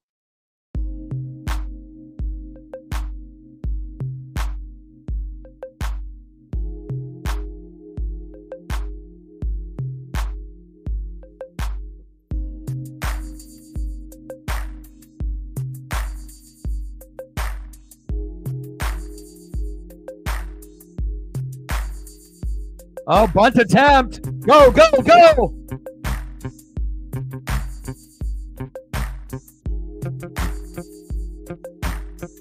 Hey, who's to say that Luke Raley is the only guy that can bunt and get on base? Nice job by Victor Robles. I was really pissed off in that first game, not when he hit into the double play, but when he got that start in left field, and in the first inning he made that jumping attempt off 1 foot and got cocky, and then he dropped the ball.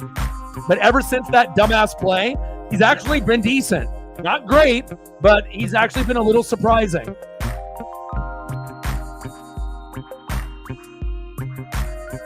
And that was Bochy bitching.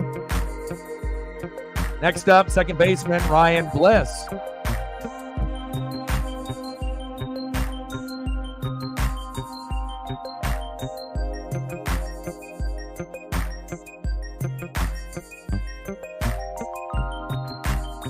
You can't be on the grass when you're running to first.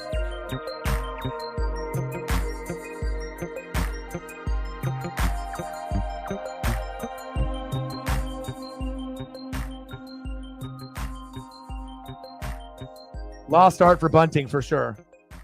I don't know if I like that rule, because what happens if there's like, a hit that's right there, and then the pitcher or first baseman gets in your way? What are you supposed to do? You know what I'm saying? I get it that they made that particular rule change, but again, if they're in the way, in the path of the runner, what are you supposed to do?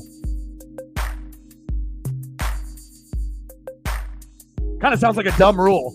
I get it, not being able to go too wide, based on someone trying to tag you or whatnot, and, making sure you're on the path, but there has to be a little bit of a leeway with that, That one feels like a rule that could be kind of thrown out, so. Drop the shoulder and yeah, they should do that. Oh, there goes Bochy, bitching and complaining because he had a foot in the grass, right? It's a stupid rule, and if they just implemented it, how many people actually knew that rule? Like, if you touch the grass, you're out. Like, I think that was a dumb rule to begin with, and I guarantee like 99% of baseball fans don't even know that rule.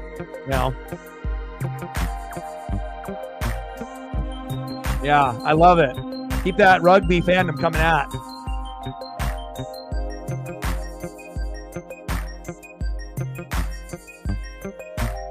Not all rules are meant to, be kept forever.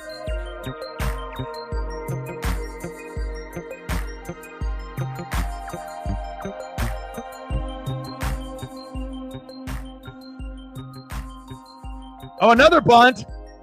Oh, a foul. If we could end up turning into like the #1 bunt team in Major League Baseball, that could help us with all the strikeouts that we get. If we could actually implement, a perfect bunt down third or down first, and help getting guys over instead of all those fucking strikeouts, that would be huge.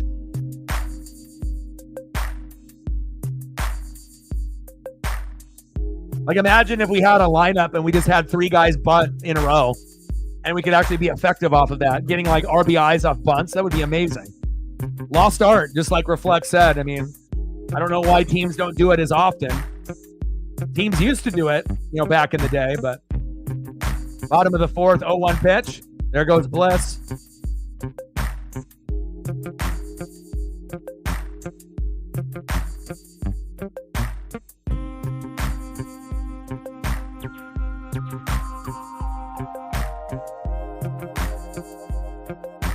Okay, Bliss. I still like you.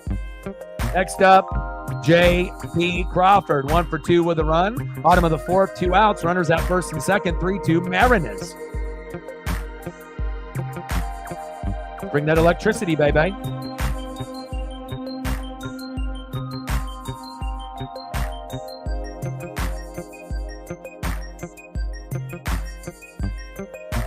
Yeah, they fired him a few weeks ago, or like, I don't know exactly what the date was. Not sure if that was really, the main reason why we suck so much hitting wise and whatnot. I mean, obviously that's the scapegoat that got fired, but I mean, it would be nice, I know Griffey and Randy Johnson are doing the whole like professional photography thing, and Ichiro usually is around the organization.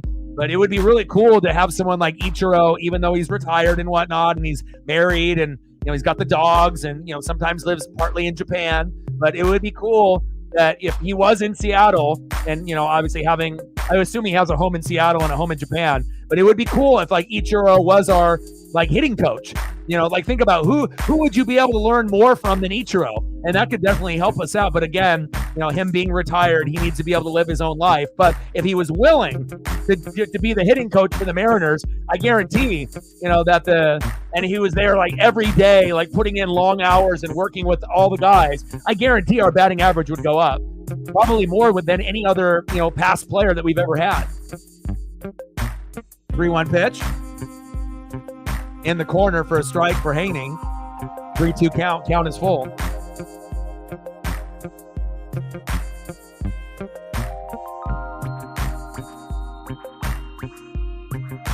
Bottom of the fourth, 3-2 Seattle. 3-2 pitch. Pitch is outside. Walked him, baby. I like that. Next up, 1 for 2 with a K. Right fielder, Mitch. And they go. Like, sub, donate, comment, share. Help your boy out. Let's go.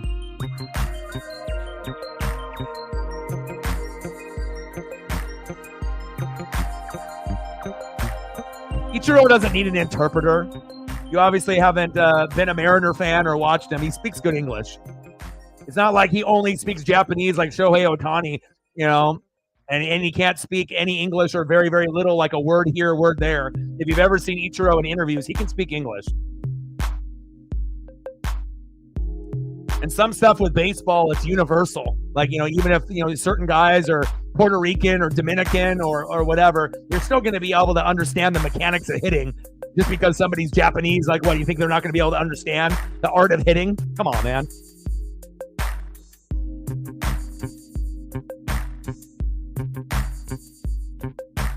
I would take it Miles is not a Mariner fan. Because if you were, you would know that. Chopper towards first. Nope, third. Dribbler, throw to first. Got him.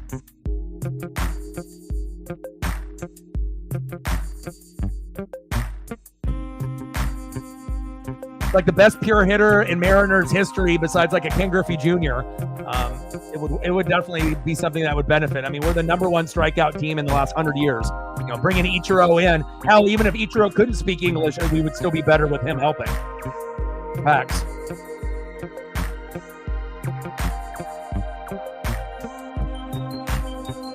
Next up for the Rangers in the top of the fifth, 0 for 1, catcher Andrew Kisner. Batting second, 0 for 1 with a K, third baseman Davis Wenzel. And batting third, 1 for 2 with a run, second baseman Marcus Simeon.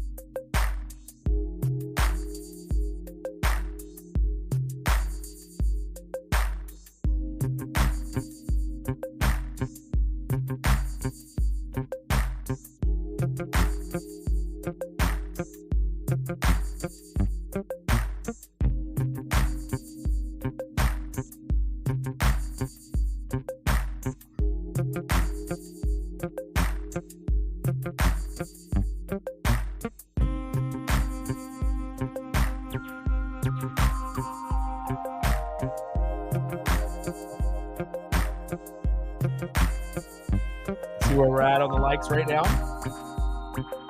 Try to shoot 30 to 50. We got 40 people on the YouTube side, 40 on the Twitter/X side. We're at 31. So out of the other 9 people that are watching that haven't smashed the like button, please do. That'll help us get closer to the 50 likes. We're at 32. We need 8 more to get to 40. Let's go. And we're at 10, 90 to go to hit the goal on the Dono side. Top of the fifth, 3-2 Seattle. Let's go.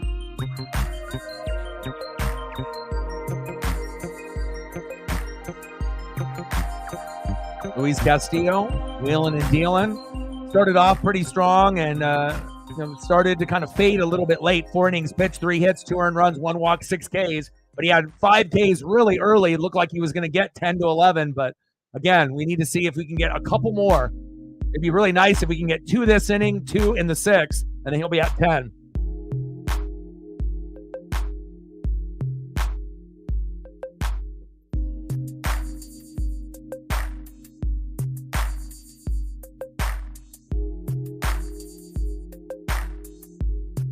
.140 average, 1 homer, 5 ribbies for Andrew Kisner, the backup catcher.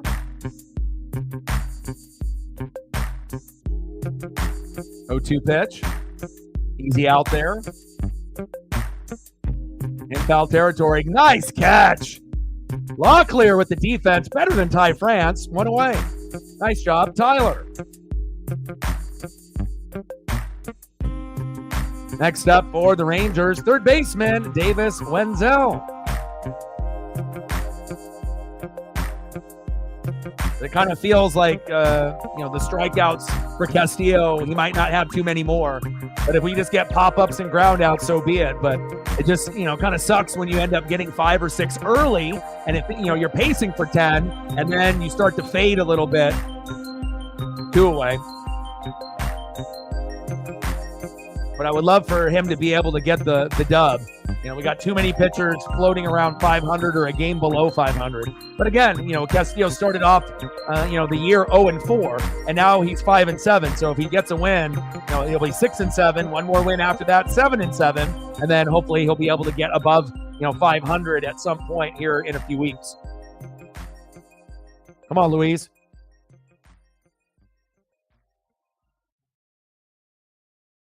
Chopper. JP to Locklear. 3 up and 3 down, baby.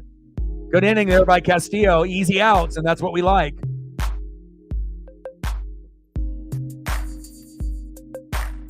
Let's go to the bottom of the 5th inning. Let's see who's up for the Mariners. Leading off for the Mariners, 0 for 1 with a run, RBI, and a base on ball. Center fielder, Julio Rodriguez. Trident's up. Nice to see you get a home run late to be clutch. We didn't win the game, but build off that momentum, and hopefully we can get a home run here tonight. Let's go, Julio. Batting second this inning, 1 for 2 with a run, 2 RBIs with a 2-run blast earlier in the game in the bottom of the 1st. DHing for Seattle, Mitch Garver.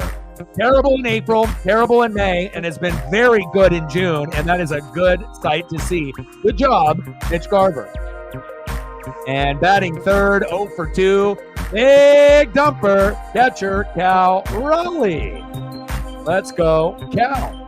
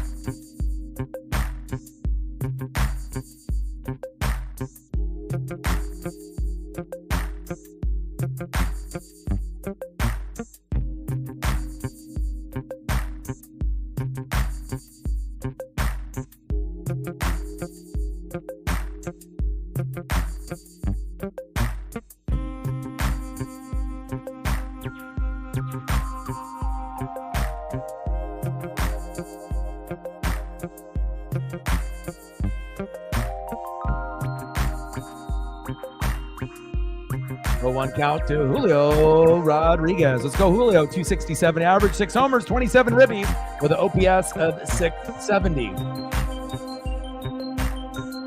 Pitch is inside. 1-1 count to Julio.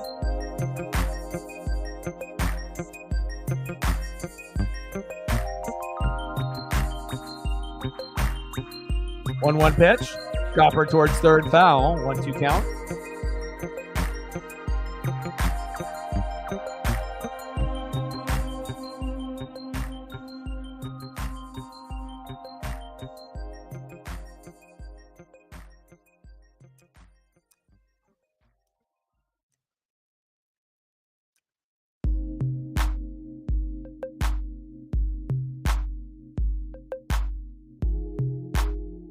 Pitches inside.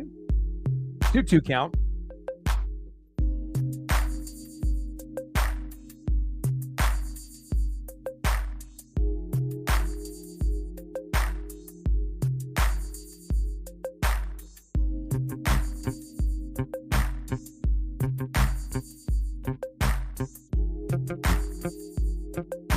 True North Trident, appreciate you. A little like and retweet there on the Twitter/X.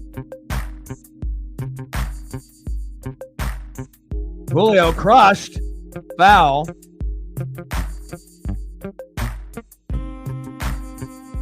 Reflect with the fiver. Appreciate you. Stacks on stacks. Racks on racks. Little Cactus Jack. Bang, bang. $5 holla. Appreciate you. Let me know what you want. I got you.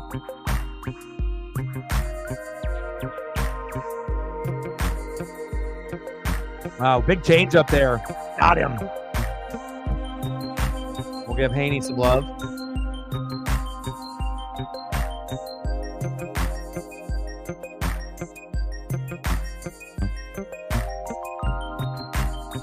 It's all good. You already know, if I got to RKO someone, I will, so.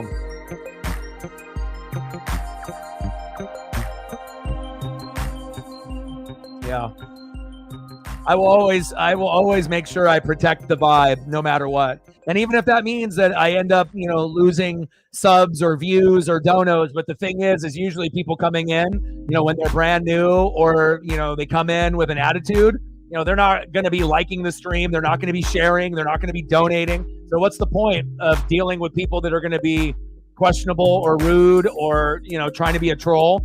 They can do that somewhere else. So, again, like I said, it's like that chat etiquette and whatnot, and I'll monitor it, and I'll see, sometimes it'll happen off the first comment. Sometimes it'll happen off the second or third comment. But usually I think we're all kind of on the same page, on either the vibe is good or the vibe is a little suspect. And then they'll get the Hollywood Hogan boot from me. So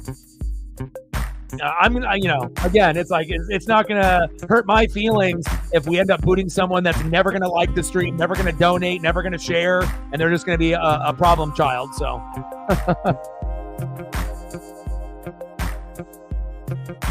Garv with a walk.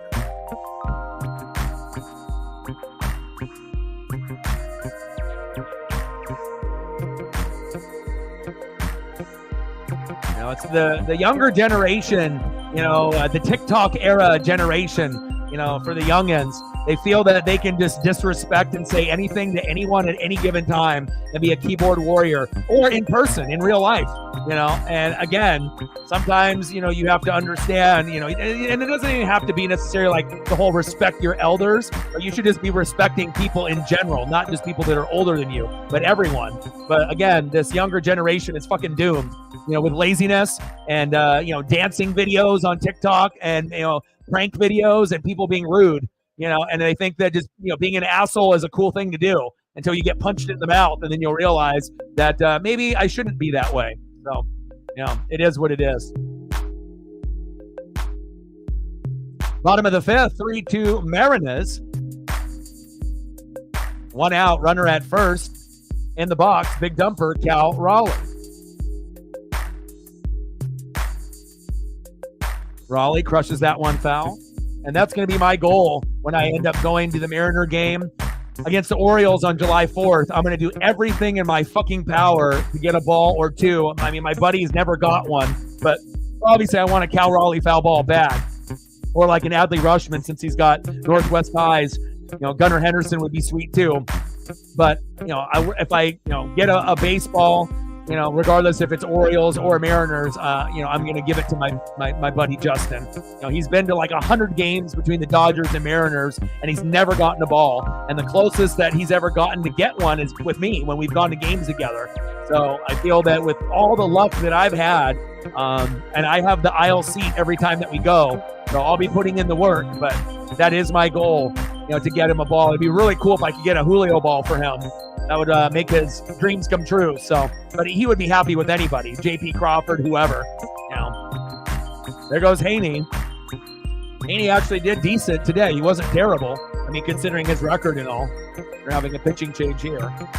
But again, the Rangers went up 2-0 in the top of the first, and normally it'll take us until the 5th, the 6th, the 7th, the 8th inning to respond. So to be able to get down 2-0, and we're like, fuck, what the hell's happening here? And then we responded with the Garver 2-run blast right away. That's why we're going to win tonight. If that didn't happen and they hit us with a jab and we punch back with a haymaker uppercut, how often does that happen with the Mariners when someone gives up 2 and then we go right back in the same inning and give them 2 right back? Bang, bang. It's very rare. I can only name maybe a couple times all season that situation has happened. So nice to see, and hopefully we can continue, a few more runs for insurance. I still want us to get to 5. Let's take a look at Andrew Haney's numbers. So he had a 2-7 record coming in with an ERA of 4.06, so definitely a winnable game. But again, our lineup wasn't very good because he was a lefty, a lot of right-handed batters. 4.2 innings pitched, 6 hits, 3 earned runs, 3 walks, 4 Ks. So kind of what you would expect from a guy that has a 2-7 record and a 4.06 ERA. So Haney is done, and they're going to bring in Urena. I like our chances here. We want to win 2 out of 3. So if we win today and then we win the global broadcast on Fox tomorrow, hopefully we can end up winning, on Father's Day. They got the Mariners will be playing at 1. The Dodgers will be playing at 1. And they got a NASCAR Cup race, I believe, at 4. And a little barbecue action and whatnot. And I haven't had a hamburger, hot dog, or ribs. I couldn't even tell you the last time I had cookout type of food since I've been on this diet. So I am kind of looking forward to that. And my dad's got a new pup. He's on his 3rd dog. The first 2 are rescues with poodles, but they don't look like traditional poodles. And now they have a dog, Lucas, that Paisley has met once before. So it'll be a good playtime. My dad's got some property and lives kind of out in the boonies. So it'll be cool to be able to walk back into the apple orchard. And I think it's going to be raining this weekend though, but definitely excited to be able to spend a little bit of time with the family. So we'll be doing 2 streams tomorrow. WWE Clash at the Castle at 11. Matt will have that one off. Then we'll be doing the Mariner game at 4. And then we'll have Sunday off. And then we'll be back on Monday. Bottom of the 5th, 3-2 Seattle. Urena on the mound and Demo in the box. Let's go, baby.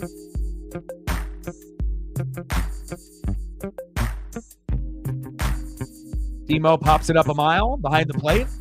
Out of play.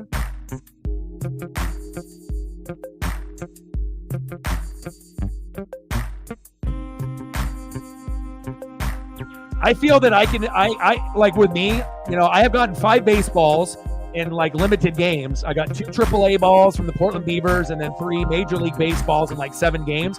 I feel that if I went to games as often as Zach Hampel, I could be as successful as him, honestly, and I wouldn't even have to have a mitt. But he's been coming up on my timeline, and he's been in the outfield. The guy is ridiculous. When you see him in games, he'll literally be running in the front row in the outfield, and he'll cross over in 3 or 4 sections. I really hope one day someone fucking body checks his ass or trips him because it's a little ridiculous. I get it. You're a super fan and you want to get balls. Every once in a while, you'll give away a couple to an adult or a kid. But the thing is there shouldn't be people running, 30, seats over and running over 3 separate sections, just to try to rob a home run or get a foul ball, from a kid that, or an adult like me, where you're just looking for that special memory. And then you're, having this Zach Hampel guy that's gotten over 1,000 baseballs in his lifetime, and obviously he goes to every fucking big game that's out there. And I get it. If you're just in a section and then you're moving in a respectful manner, not knocking people over, and it's in your section, cool. But when you're running 30 seats over, and you're going from section 117 to like 121, sprinting, and you're robbing balls, from kids and adults. I don't think that's cool at all, man. Like, I know some people like him a lot, but to me, that guy is a goof. He's a goofy. That guy is terrible for baseball. And again, I get it. He loves memorabilia as much as me, but he does things that even I wouldn't do if I was like rich. I wouldn't be doing the shit that he does. And he does study.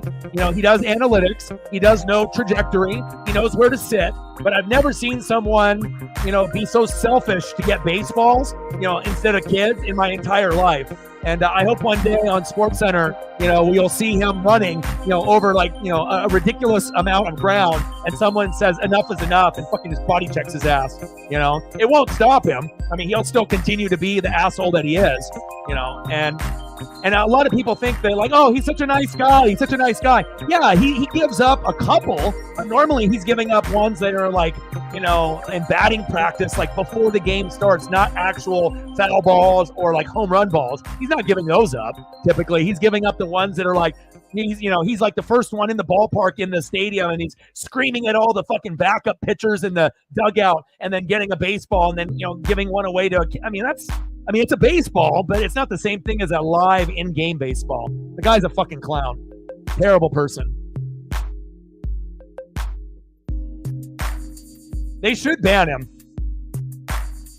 I think they should. And the thing is, if he was just like, smart, and he would just stayed in his own section, moving up and down, maybe just a couple rows, and, not getting in anybody's way. But I've seen like him on my timeline twice in the last week, like being so ridiculous, like literally running in the first row in the outfield, trying to get like an Adley Rushman, like grand salami, or like, a big baseball, and running like literally like 30 seats, like running 3 sections over to try to get a baseball, and like leaning over in front of people, like sticking his mitt in front of someone's face. Dude, if he did that shit to me, oh shit. Yeah, he would definitely be, he'd definitely get body checked by me for sure. I would have no problem with that. And if it came down to me and him with a baseball, he would not win. He'd have a mitt, but he wouldn't win. I'll tell you that right now. I got good hands. I have strong fingers, right? He would not win. Like I said, he's got a mitt, so he has to be able to catch it that way. But, if the baseball is on the ground, right, and it ends up hitting the ground and he drops it, he's not getting it. Not a chance in hell. He should be banned. Terrible for baseball. Lauren in the building. What's good? Top of the 6th, 3-2 Seattle. But I really do hope I can get a baseball for my buddy, since he's never got one, and he's like my best friend, and I'd really love for him to be able to feel that experience. Even if it's not him actually physically getting the ball, I get it and I give it to him, it'd still be the same thing. And he's not one of those people that it gets too hammered, or he's got the nacho helmet and he's not paying attention, or he's on his phone on Instagram. Like, he watches the game with me. Like, we refuse to be on our phones at the game. Like, even when it's like, in between innings, we try not to be on our phones. Like, if we're going to do pictures or video, we usually do it before the game or after. And then when the game is on, we focus and talk to each other, and we interact with the fans next to us, high five, chest bump, and, talk, and then, watch the game. So, because you want to make sure you're enjoying the experience, you don't want to be on your phone the whole time. Top of the 6th, 3-2 Seattle. Castillo on the mound. Adolis Garcia in the box.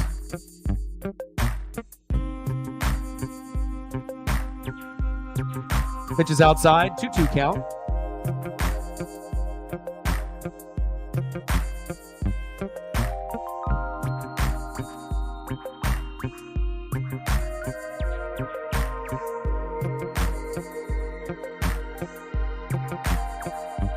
Garcia all the way back to the wall. Pick it up, Robles.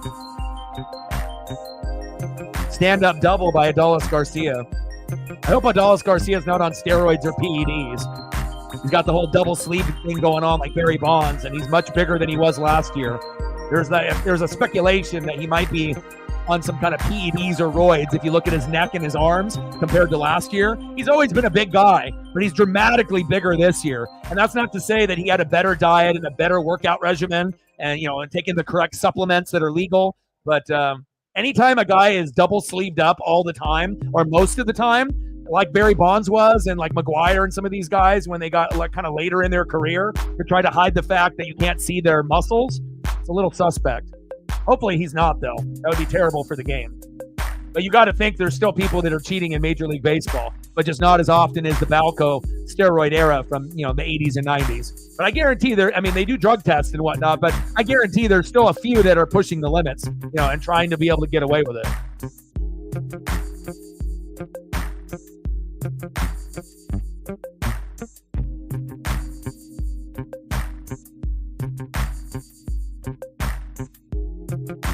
Nice. Congratulations to the sister-in-law. I like the hat, the photo that you sent to me. Megan with the like and the share, appreciate that. If you could do that for me too, Lauren, I'd greatly appreciate that. The like and the retweet on the Twitter/X. And smash the like button for your boy if you haven't done it already, which I normally know that you do. Appreciate you very much. Lowe struck out swinging, 2 away.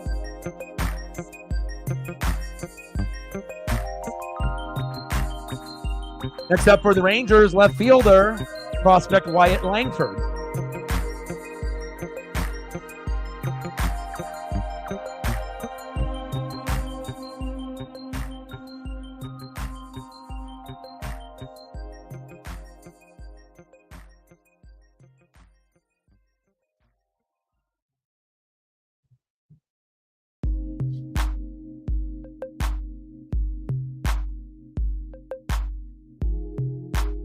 Angels got 8 runs. Prince in the building. Chris is in the building. What's good?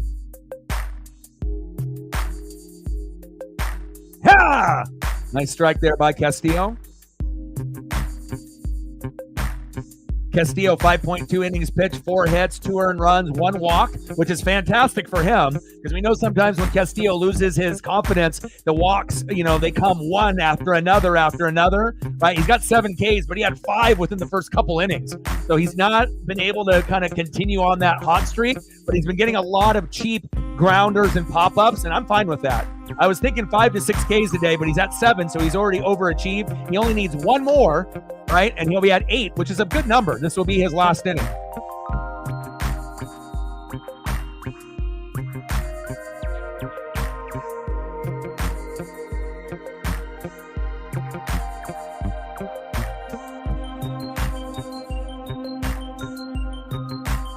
Yeah, we got the most quality starts in baseball.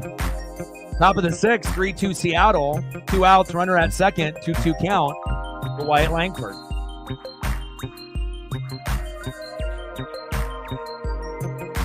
Like, sub, donate, comment, share. We got 86 people in the building, and it's crazy. Like, if you would have told me that the big spike in the viewership would have been against the White Sox, like that was going to be the series that was going to like spike on the channel. But again, every game was very close. There we go. Where was Adolis Garcia going? He ran right to him, idiot. That looked like a Julio Rodriguez base running error. Like he just had like a little brain fart right there. Like what was he doing right there? But we've been actually getting some solid, views. Game 1, 1,900 plus. Game 2, almost 900. Game 3 with the Cal Raleigh thumb for the very first time, over 1,000. And then last night, over 1,200. So if we can keep, that type of pace moving forward, we're definitely going to be growing at a faster pace than we have in previous months, which is good. Because someone needs to be known as like the Seattle Mariner YouTuber, someone that's going to be consistent, that's going to grind it out, and has a great, obviously, group of people following and supporting the channel like you guys. And again, as long as you work hard and you're consistent, eventually you're going to have your time. And we already know how, difficult it is to grow on the NFL side with so much competition. There's more NFL streamers that try to do that content than any other sport. So there'll be some wiggle room for the NHL, the Kraken, Mariners, MLB, NASCAR, and then obviously college football. So, we have to find ways to be able to, gain, more subs and viewership rather than just the NFL. But hopefully the NFL will be able to grow a little bit as well. All right, let's see who's up here in the bottom of the 6th for the Seattle Mariners.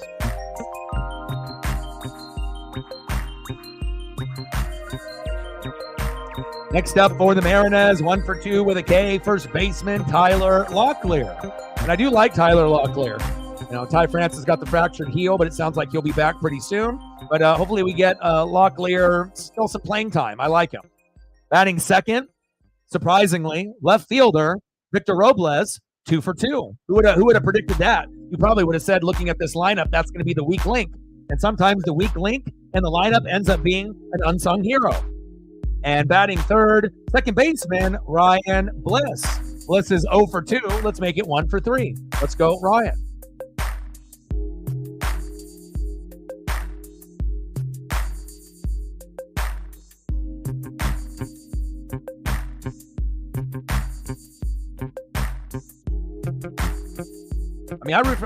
Like I said, I'm not going to be biased. I'm going to call it right down the middle. And, as long as people are going to be respectful and have chat etiquette, I could really care less what favorite players or favorite teams people root for. I try to be able to call it right down the middle. And just because, we'll do Mariners and we'll do Ducks, and, that doesn't mean that, I'm not going to have love or appreciation, for some of the rivals. Hell, I had Bo Nix with the Ducks, and my favorite quarterback last year was Michael Penix Jr. on the Huskies. So if I was biased like everyone else, I would, not go that route. But again, it's just not in my DNA or my nature. There's enough people that are biased on TV and podcasts that I feel that it's refreshing to be able to listen to someone that just calls it right down the middle and, just appreciates greatness regardless of what team they're on in all sports. Like if I ended up having a huge platform, I know we would grow on an insane level because there's not very many people like me and like you guys in the chat. Like I said, a lot of other channels out there are incredibly biased, whether they recognize it or not. It's cool to have the fandom for your favorite team or favorite players, but just shitting on a guy just because he's not on your team, it's ridiculous. Pitch is high, 2-2 count. Up and into Locklear there. Luke Raley on deck for Victor Robles, but Robles is 2 for 2. Why would we do that for him? Why not do that for Bliss? But he's playing left field, so that's why. Big swing and a miss. Locklear is gone. Robles finally goes 2 for 2, and then we sub him in for Luke Raley. But again, obviously we like Luke's bunting ability. I'm glad that Luke is in the game, but just unfortunate that he has to go in for Robles when Robles is 2 for 2. Now, if Robles is 0 for 2, yeah, Luke Raley, but isn't there someone else that we could have him come in for? But I guess not. 261 average, 7 homers, 18 ribbies. He's got the most bunt base hits in Major League Baseball. Luke Raley is the man. Best friends with Cal. And one thing that I like about Luke Raley, work ethic, discipline. And again, there's not very many guys on the Mariners that have a better work ethic and a better attitude than Cal Raleigh and Luke Raley. Good trade for both teams, like a few of us have mentioned in the past, not only, with Reflect, but also with a few others, right? Like Army. Good trade for the Rays with Jose Caballero, but we won that trade with Luke Raley. Chopper to first. 1 away. 2 away. Now we got Hollywood Josh Rojas coming in for Ryan Bliss. Go, baby.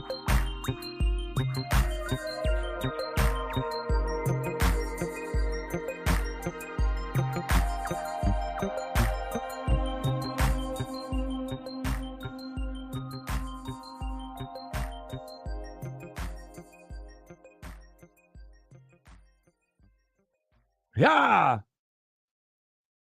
Let's go, Hollywood. You were very hot early on, but you've been fading as of late. Kind of like a Jared Kelenic. Very good for the first 60 games last year and then kind of faded before he ended up picking the cooler and fucking breaking his shit, right? And then we ended up getting rid of him. And now he's on the Atlanta Braves. So hopefully Hollywood Rojas after the All-Star break, or hopefully a little bit before, will get back to his hot ways. One of the only players on the Seattle Mariners organization to actually get above 300 this season, and he was peaking at 350, 360 early in the season. Rojas stops that one foul. And Rojas is a top 10 third baseman after we had a top 10 third baseman in Eugenio Suarez. Probably the biggest surprise on the Seattle Mariner organization coming in on how good Josh Rojas has been for us this year, except as of late, a little bit fading, not as good. Defense still good, but offensively in the box, fading a little bit. I don't expect him to be, batting 300 to 350, but from where he was and where he is now, needs to pick up the pace a little bit.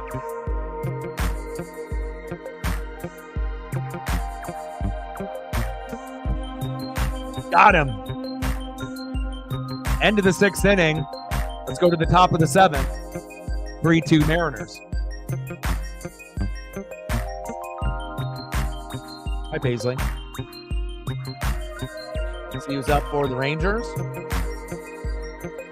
Next up for the Rangers, 0 for 1 with a base on ball and a K, center fielder, Leody Taveras. Batting second, 0 for 2 with a K, shortstop Ezekiel Duran. And batting third, 0 for 2 with a K, catcher Andrew Kisner.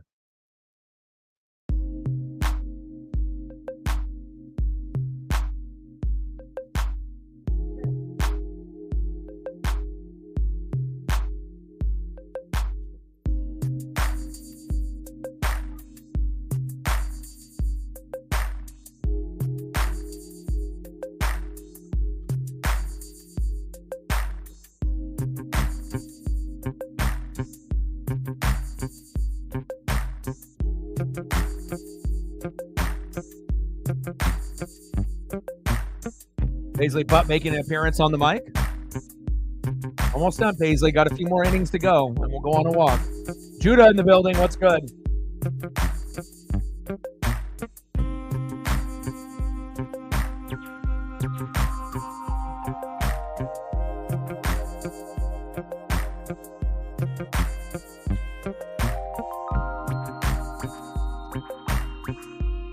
Yeah, depending on when I'm watching the game and how I'm watching the game, if I can end up having it, on a main, TV here, like an HD 4K TV, and you can hear it through the microphone, then I won't necessarily have to have the music. But again, when I'm playing it here, if I have it on the computer itself on the iMac, you guys can't hear the audio of the game like I can. So usually I like to have just something, flowing in the background just for background music, just to kind of keep the stream, going and to do something kind of original, because not really anybody else does that. So I don't really try to copy anybody else's style. I usually just try to be original and do it my way. So.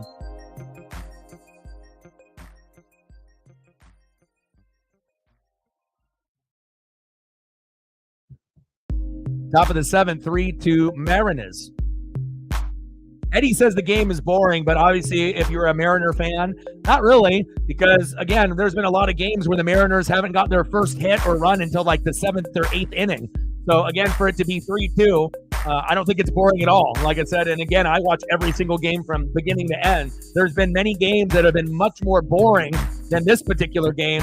So again, if you're a fair weather baseball fan or you're not a Mariner fan, then you wouldn't know. But again, 3-2 game, 2-2 right out of the gates, in the first inning. It started off with a bang. It hasn't had as much action, than maybe some people would like. But again, the Mariners are the number 1 strikeout team, and in like the last 100 years, we have a hard time being able to get hits and runs. I mean, what do you expect? Do you expect the Mariners to have 10 runs by now? A lot of games are going to be like this, where we're going to be sitting at 1, 2, 3 runs. So, for some people, it might be boring, but for me, I'm enjoying it. 1-2 pitch. Got him.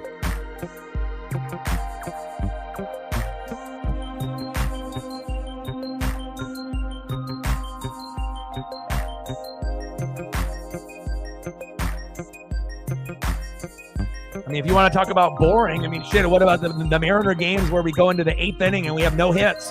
But still, it just depends on, we're a team that doesn't give up, and we're a very good team in the 8th and the 9th inning. And sometimes that excitement, ends up coming late.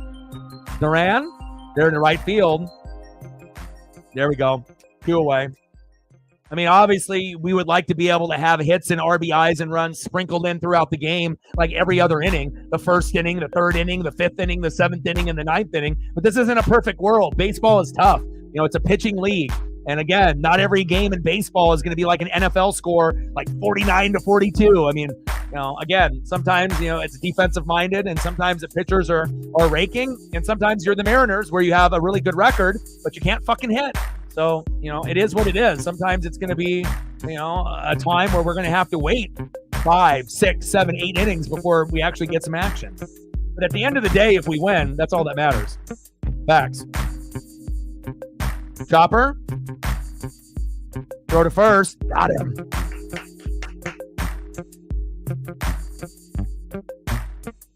And plus, if you're a true Mariner fan, like, some of us in the room, we had 20 plus years of not making the playoffs. All we wanted is just to be relevant and for people not to be like, oh, the Mariners are ass. We just wanted to be relevant. And then now we're a top 10 team. So for some people, that want to hate on us, that's fine. But for the diehards that have been watching since the 70s or the 80s, it's exciting. We'll take a 1-0 victory. Not every game is going to be, 10-9, and we understand that. But at the end of the day, as long as we're in first place and we're winning, we're going to the playoffs, and we're trying to get to the ALDS, ALCS, or World Series that we've never been to, this is exciting for us. So, and again, baseball, it's a different type of crowd rather than football. That's big facts.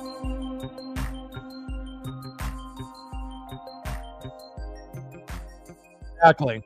I mean, think about how many games back in the day where we saw King Felix get no support, or he'd have 12 Ks and we'd have one run and we would lose. Facts, 100%.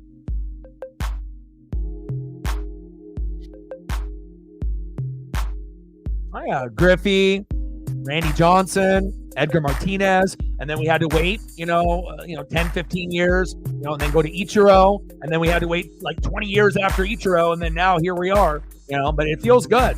And again, I feel from here on out, from 2022, when we made the playoffs with Cal and Julio and George Kirby as rookies, from 2022 to 2040, that's going to be the best 18 to 20 year stretch that the Mariners are going to have in their existence. And in that 18-year stretch from 2022 to 2040, we're going to have a good chance to make a World Series or two, and hopefully we end up winning one. And it would be great if we end up winning multiple, but we don't want to be greedy. We don't really know how the landscape is going to be in baseball. But as long as we can, try to make the playoffs as much as possible, in 18 years, if we make the playoffs, let's say 12 times, out of those 12 years that we make it in the 6 that we don't, hopefully that we can end up going ALDS, ALCS, and World Series, and we can, progress. We're not going to just be able to go World Series, ALCS every single year, you wouldn't think, until we end up getting, better hitters on this roster and a better bullpen. But I feel that at some point we're going to get there. Go to the bottom of the 7th, 3-2 Mariners. People just like to bitch and complain. 1 for 2 with a run and a base on ball, shortstop J.P. Crawford. People love to be haters. They love to talk shit. They love to be a keyboard warrior. They love to be able to be a troll. They love to be negative. We ain't got time for that shit. 1-1 pitch to J.P. Popped up. That is foul. 1-2 count.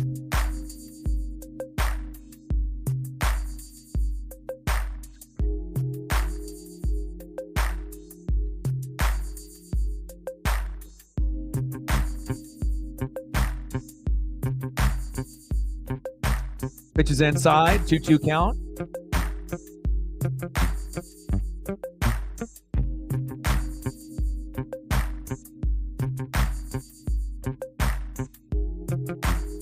Two-two pitch from Urena to JP. Pitches inside, count is full, 3-2 count. Come on, JP.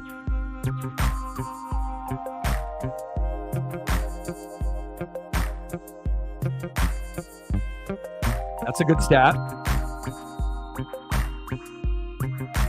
16-1 when you have 3 or 4 RBIs out of your first 4 in the lineup. Robo umps, they're coming. Again, you got guys like Angel Hernandez that kind of ruin the game, and then you always think that there's going to be referees in the NFL, college football, NBA, NHL, and MLB that are cheating. But again, we're going to see robo umps at some point or another, but I would rather have an ump there and then have the, robo graphic behind him. So that way, if there's any type of confusion, they can just look behind them and look at the, robo, graph or whatever, whatever they have on the board, and then they can, go that route. It's they're not going to necessarily call New York or LA like they do in the NFL when they want to review a call, but we're going to end up having, robo umps. I don't know if we're going to get to a point where we have 0 humans and it's just robo umps. I mean, maybe one day, but I assume that if that happens, it's not going to happen for another, 20, 30, 40 years if we decide to go, if our technology takes a whole nother jump and we have flying cars and, everything is like on a whole nother level. Maybe at that point, we're going to, obviously, some people in Dubai already have shit like that, like with the robo cars and flying cars and whatnot, but not everyone has money and we don't live in Dubai, right? But I feel that, having robo information, would be, beneficial, especially if you have a shitty ump, but you still want to have that human nature aspect to the game for referees. You don't want to have it be all robots out there. And it's not like they're just going to have like a standing like R2D2 or C3PO behind the fucking catcher. I don't know if that's what people think that they're going to have. Maybe one day they might have something kind of like that, but I assume the robo stuff will be more like graphics on a screen that are going to show the strike zone, and then that can refer to that while having the human element still there. Bottom of the 7th, 3-2 Seattle. Haniger in the box. Wild pitch. 2-2 count.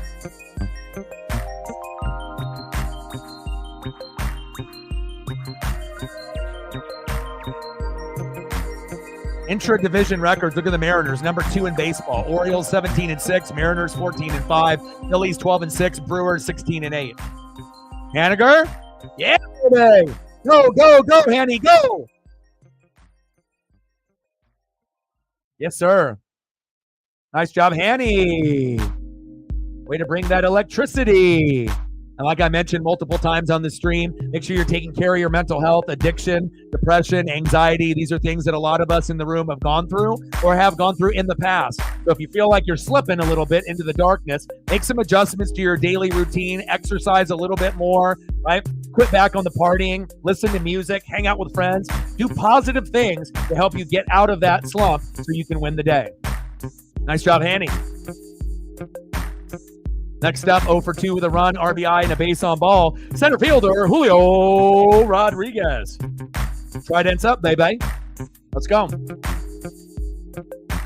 0-1 pitch, big swing and a miss. What's new? Feels like every count for Julio is 0-2. Come on, Julio.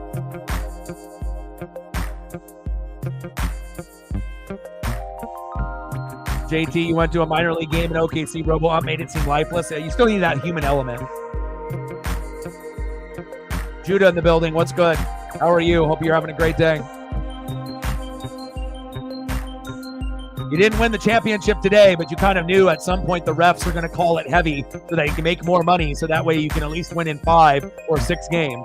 Bottom line, the Celtics are going to win the championship just like the Florida Panthers in the NHL. But every game past 4, there's a shitload of money to be made. So they always try to extend the series and give the calls to the team that's down 3-0, so that way they can at least make more money for at least a minimum of 1 more game. Whether people think that happens or not, but just look at the refs and how they call the games when a series is 3-0. The last thing that the league wants, as far as like money and the ownership, is for a sweep to happen. They want it to go a minimum of 5. And they want games to go 7 if it can go that point. Chopper to second, throw to first. Double play. End of the 7th inning, 3-2 Mariners. Yeah, the ass whooping wasn't good, but it had to have been something that you probably thought was going to happen, unless you just thought, we're just going to sweep this team. But, I mean, if you've been watching basketball and you watch sports, the same thing tends to happen every single year. You just have to look for the signs, and history repeats itself. Records are meant to be broken, but there's a reason why I'm able to predict so many things in sports, is if you just pay attention to things on how they go, the formula, and how it goes every year, regardless of the teams that are playing, usually you'll start to see patterns repeat themselves in the NFL and college football, the NBA, right, the NHL, and the MLB, regardless on who's playing. Like a lot of times for me, not all the time, but a lot of times I don't have to watch every single game in the NBA season to figure out who's going to end up winning the championship or how many games it's going to end up being in. Also looking at the bench, the roster, who's got home court advantage, just looking at those aspects. So yeah, 40 points was a little crazy. All right, Andres Munoz is coming in. Are we trying to get a 6-out finish with Andres Munoz? He's already got 2 5-out finishes. Look at Castillo's numbers. We went Castillo, Bowman, and Munoz. 6 innings pitched, 4 hits, 2 earned runs, 1 walk, 7 Ks, 99 pitches. Not bad. Pretty good for Luis Castillo, if we're all being honest.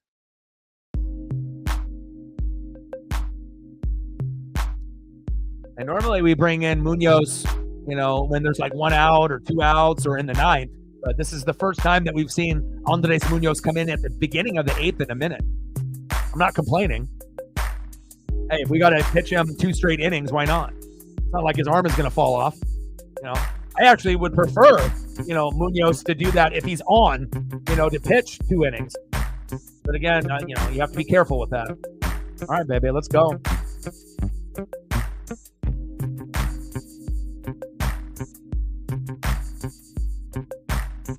Top of the 8th, 3-2 Mariners. Let's go, baby. Let's win 2 out of 3. We're not going to say sweep because that would be greedy. And then the sports gods hear that, and then we end up winning only 1. So you have to be very careful on the words that you say, right, as a fan. Sports gods are always listening.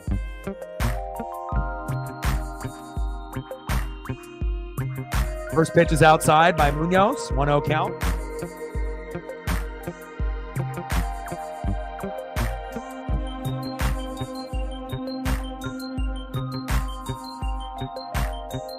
Check swing. Did he go? Yes, he did. 1-1 count. Davis Wenzel, third baseman in the box.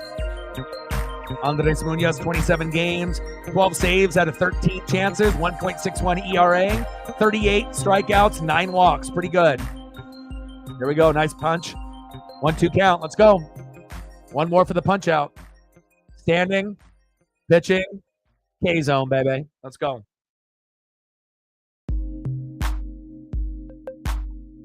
We haven't had any cash apps in a long time, and I got a bill coming up in like a day or 2, so I'm really hoping that during the wrestling stream that we'll end up getting 50 or 100, so that way I can pay the bill. But we haven't had any cash app donos or Venmo donos since the wrestling pay-per-view from like last week. And then prior to that, it was like a few days. So, and there's nothing wrong with the super chat, donos, but I don't get to use that until the following month. So if you have bills that need to be paid, nice punch out. Sometimes you need those Cash App and those Venmo donos to be able to pay bills when they're, coming in front of you. Next up, Marcus Simeon, 1 for 3 with a run, but hopefully we'll end up getting like 50 to 100 on that WWE Clash at the Castle pay-per-view tomorrow. I'm going to need it. John in the building. What's good?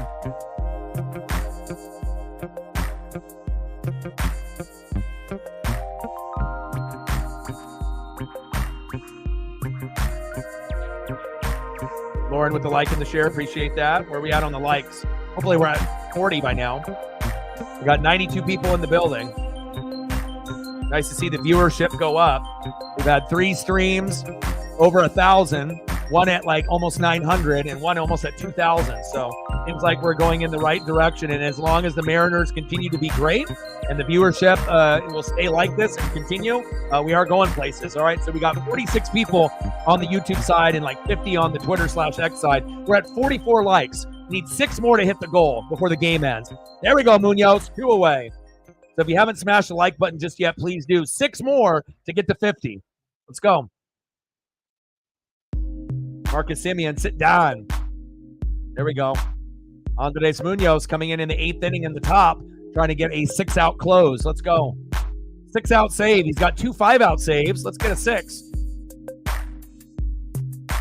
Next up, 0 for 3, Corey Seager as a DH. Let's go 0 for 4, baby. You're not going to see Corey Seager go 0 for 4 that often. Reflect with a 20. Appreciate you. Stacks on stacks, racks on racks. A little Cactus Jack. Bang, bang. Thank you so much. It really means a lot. Appreciate you. Bang, bang.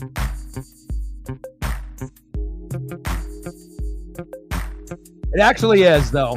Because for some people, they act like it's like The Ring, like Gollum, and like Lord of the Rings, and like liking a stream or liking a post is like so like precious, like you can't do it, So hopefully, people will understand that it's about analytics and metrics, and if you are a fan of me or the people that are in the room and the channel and the work ethic and the grind, it's something as simple as liking a stream. Some people think, oh, it doesn't matter, but it does.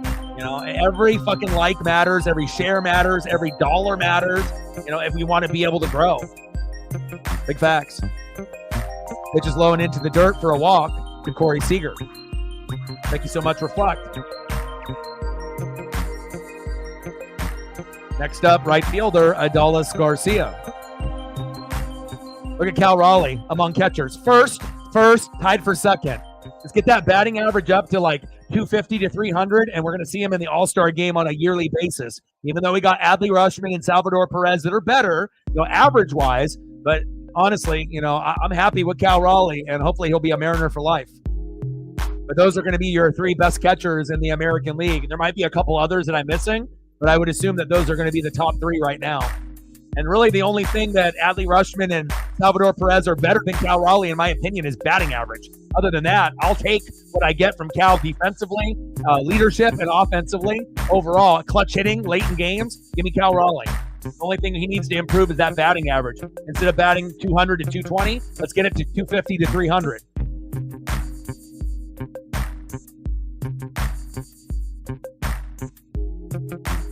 Appreciate that, Darren.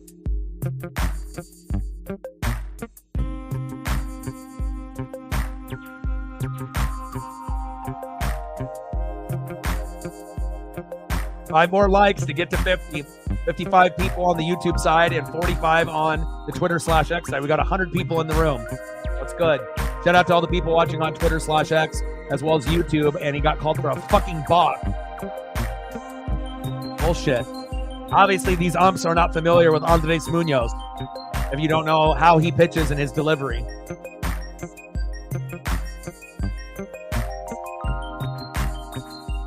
There's people that have crazier deliveries than that, where they're like Nestor Cortez. And if you want to fucking bitch and complain about fucking watch Nestor Cortez on the fucking Yankees and watch some of these guys that have like insane deliveries where they're up like this and they're like hanging, for fucking like forever. And then they pitch like 8 seconds later, Let's not be a fucking hater towards Munoz. Ridiculous.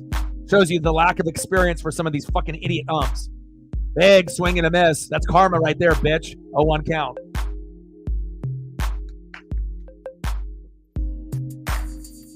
There we go. Now the crowd will get into it after fucking Service tried to chew him out. Time called.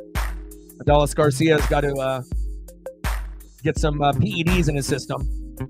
Big ass thick neck and arms. Hopefully he's not cheating.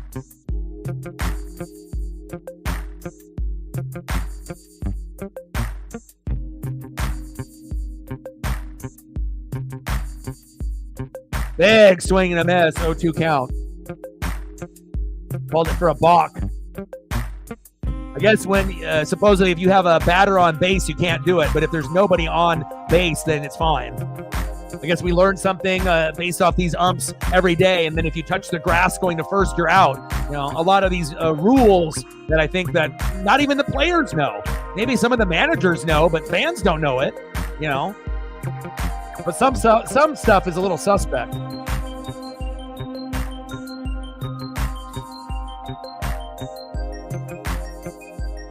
Top of the 8th, 2 outs, runner at second, 3-2 Mariners, 1-2 pitch. Pitch is low and outside, 2-2 count.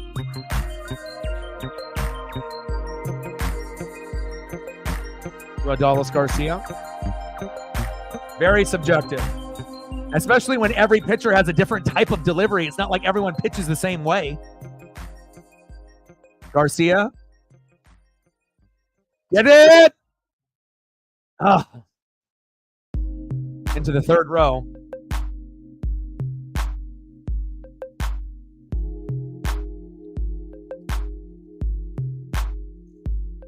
Trident's up. 108 people in the building. What's good? Like, sub, donate, comment, share. Let's go, baby. Smoke his ass.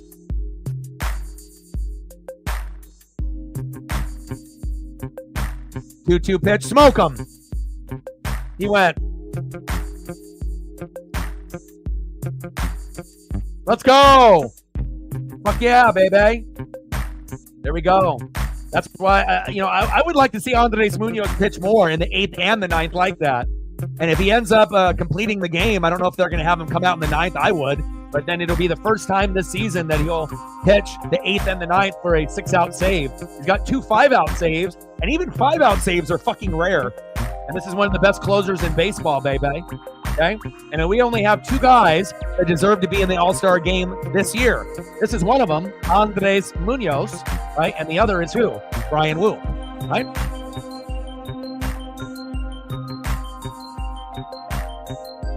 And then Julio will get in by a fan vote or someone that doesn't, want to play or, injured or whatever just because he's a popular player.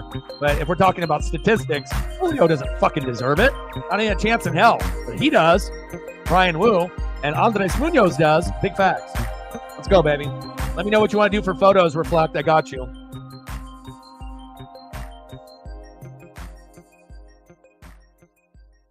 No, fouled off into the third row.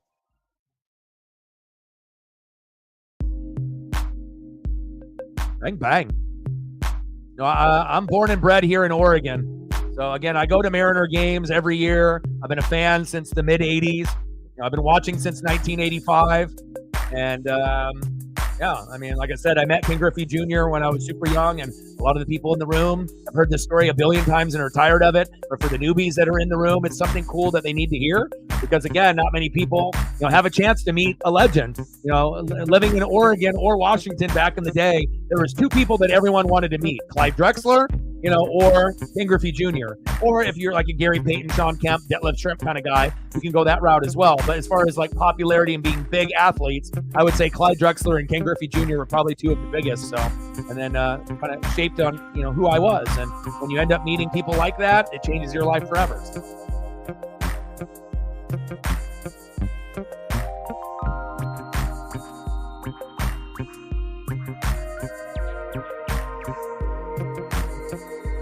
It happens all the time, brother. There's going to be people that will follow me, and, again, it's just, there's a lot of looky-loos, that like to spy on me and to see what I'm doing and whatnot, And there's people, Pat McAfee show watches, Good Morning Football watches. Peter Schrager steals my material all the time. So, you never know, who's, just because they don't comment doesn't mean that they're not watching. And a lot of the big networks that have big name people, they end up watching people on YouTube. They don't admit to it because they don't want to, be called out as like a loser or like a person that steals other, people's content. But almost every person that's on TV or has a podcast, watches someone else that does the hard work and steals the material. It's just sad, but that's just how it goes. Pitch is outside to Mitch Garver. 2-1 count. But I guess it's a biggest form of flattery when people watch you and steal your content, your nicknames and your catchphrases. Pitch is high, 3-1 count.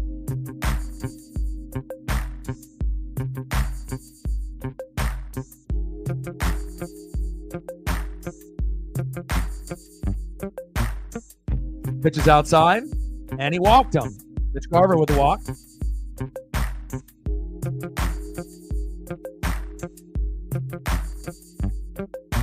Oh, yeah, plagiarism 101, man.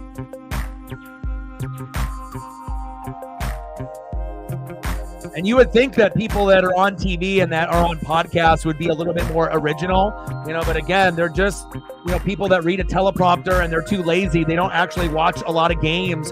They try to cut corners, and if they can find something that sounds, catchy as like a nickname or a catchphrase, they're not going to try to come up with their own. They're just going to steal it from someone else and claim it as their own. And then obviously if the original person notices it or it gets pointed out to someone, like I fucking have gone at it with Peter Schrager, for stealing my content and whatnot. But again, those type of people think that, if someone that isn't famous yet and, or even if they are, they don't think that they're going to get called out for it, trying to come off as like the sports nerd for NFL. And all he is a fucking goofy fuck that just steals material and content from others, and he's supposed to be like one of the smartest NFL, broadcasters that knows so many people and is so intelligent and so smart. But anyone knows Good Morning Football went downhill after Nate Burleson and Kay Adams left. It's not the same show anymore, Angry runs with obviously with Kyle. That's like the only good thing about it now. Facts. So lesson learned, don't be a goofy fuck that steals shit from other people. Be original. Be yourself. Be okay with that, Don't copy from other people. Don't be afraid to be yourself. Big facts.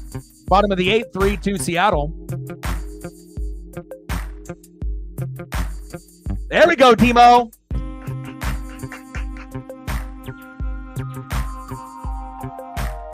Nice job.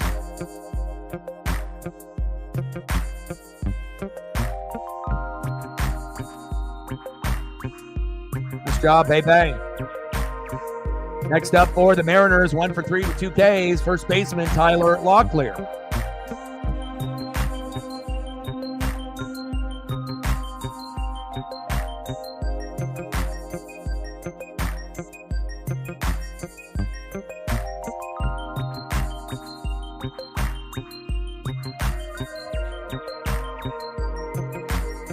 Go, baby. 110 people in the room. Likes up, donate, comment, share. Let's go, baby. Try to get to 50 likes before the stream ends. It's going to help our algorithm. We got 68 people on the YouTube side, 50 plus on the Twitter/X. 2 people. We have 68 in the room, only 48 likes. Do your boy a solid. You're always here every day anyways. You might as well do your boy a solid and like the stream. If you don't want to comment, you don't want to donate, you don't want to share, that's completely fine. But you can at least hit the like button. It takes fucking 1 second. And it will really help out our metrics and our algorithm. I mean, especially if people are going to be here on the daily, you might as well help, right? Bottom of the 8th, 2 outs. 3-2 game, Seattle up by 1. 1-1 pitch to Tyler Locklear. Second round pick in 2022. Appreciate that, Drinky Hippies. Throw to second. Safe, baby. Go, go, go. Here we go. Insurance run. Safe at third. And we're going to need this insurance run to win. I think we're going to have to get to 4.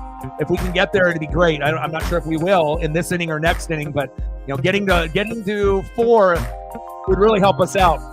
And ironically, in the first 3 games that we played, the magic number was either 1 or 4. In our 2 wins, we scored 4 runs earlier in the year in Texas, and in our 1 loss, we scored 1 and they scored 5. So for whatever reason, the number 4 is a key number. So we're in good position to get that this inning or maybe next inning.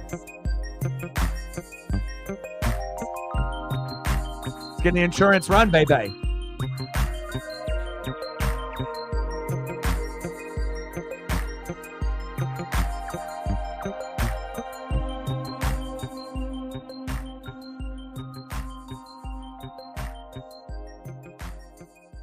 One-two pitch. Pitch is high. Good eye. 2-2 count. I do like Tyler Locklear a lot. You got guys like Ryan Bliss and a few others that have come up and have struggled a little bit. They've been able to come up with some plays here and there, but I like, the confidence.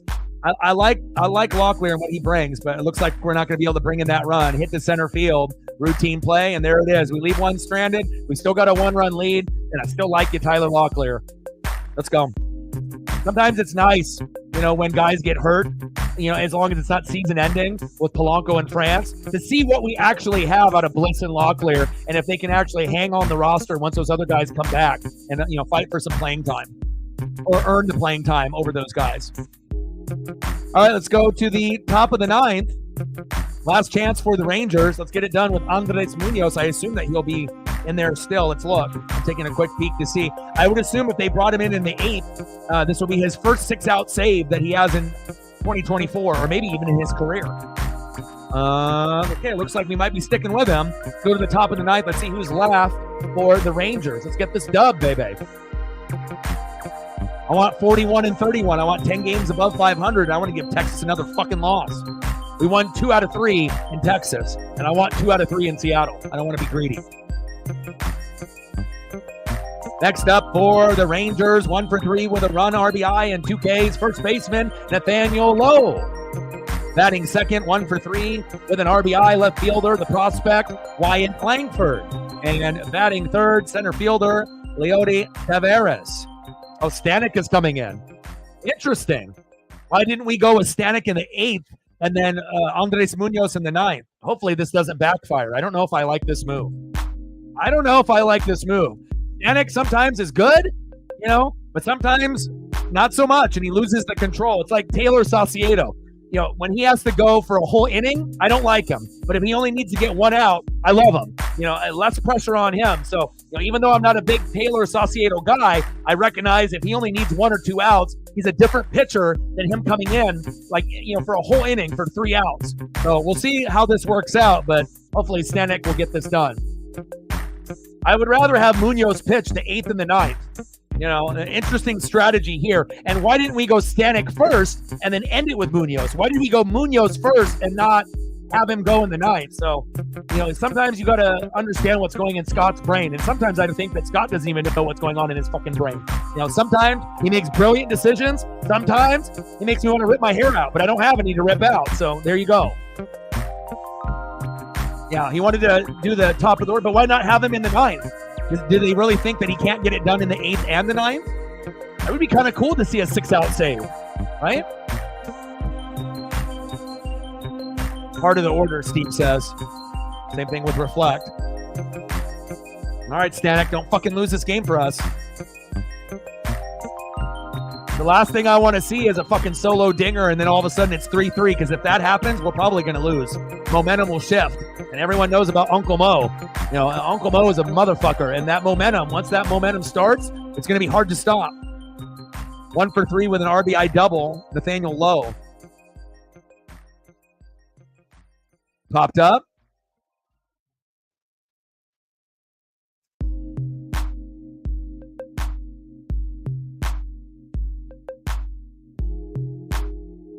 At least they didn't run into each other, but that could have been an out. Fuck.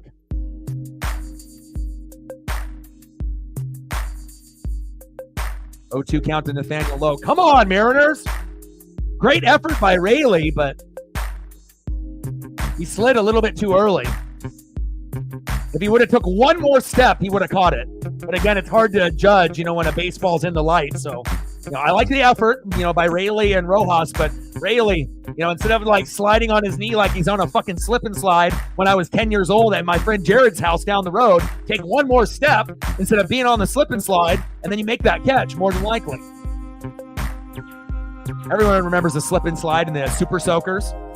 Super Soaker 100. Believe that. We're on the top of the 9th, 3-2 Mariners. Stanek on the mound, Nathaniel Lowe in the box. 0-2 count. Come on, Stanek.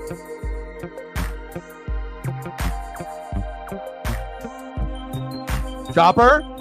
Foul. No, get him. Tagged him. Tagged him. Okay, good. Oh, good effort by Stanek.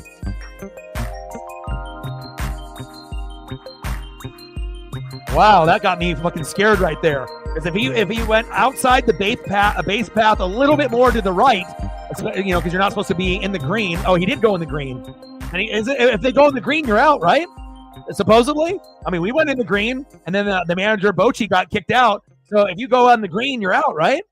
If you're keeping that same type of you know, method to the madness. But fuck it, he tagged him. One away. Langford over his head. Fucking A.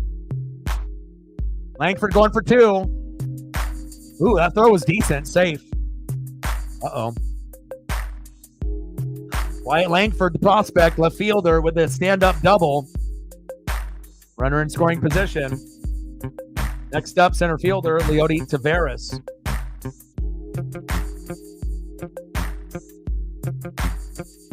Two more, baby. Like, sub, donate, comment, share. Let's go. Donovan with a like and a follow back. I got you on the Twitter /X. Top of the 9th with 1 out. Stanek. Oh, we got Smith coming in.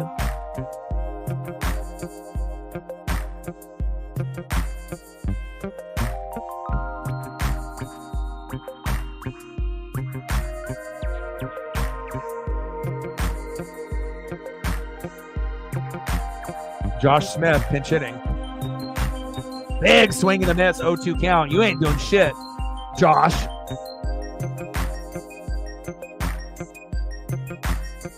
$368 this month, but you're not going to get anything here.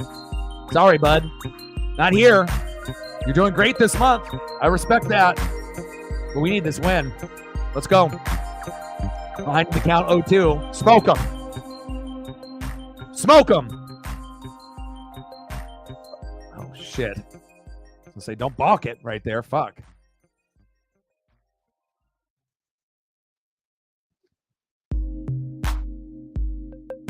Good stat. But his one hit was a homer. Come on, Stanek. shot behind the plate. 0-2 count. Come on, Mariners.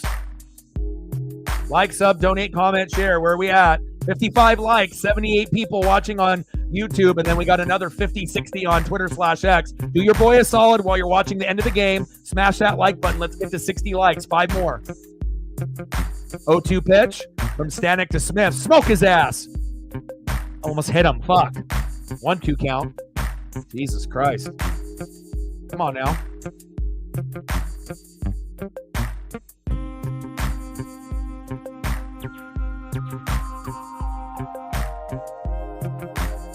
Yeah, the hitter there.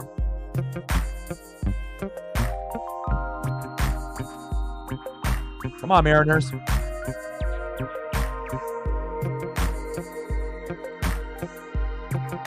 One-two pitch from Stanek. Popped up. Hell yeah, baby.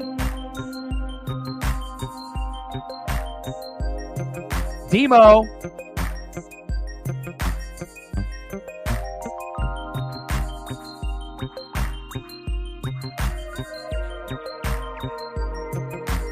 Let's go. Fuck yeah, baby. That's the one that we needed to get rid of there. Okay? Nice job.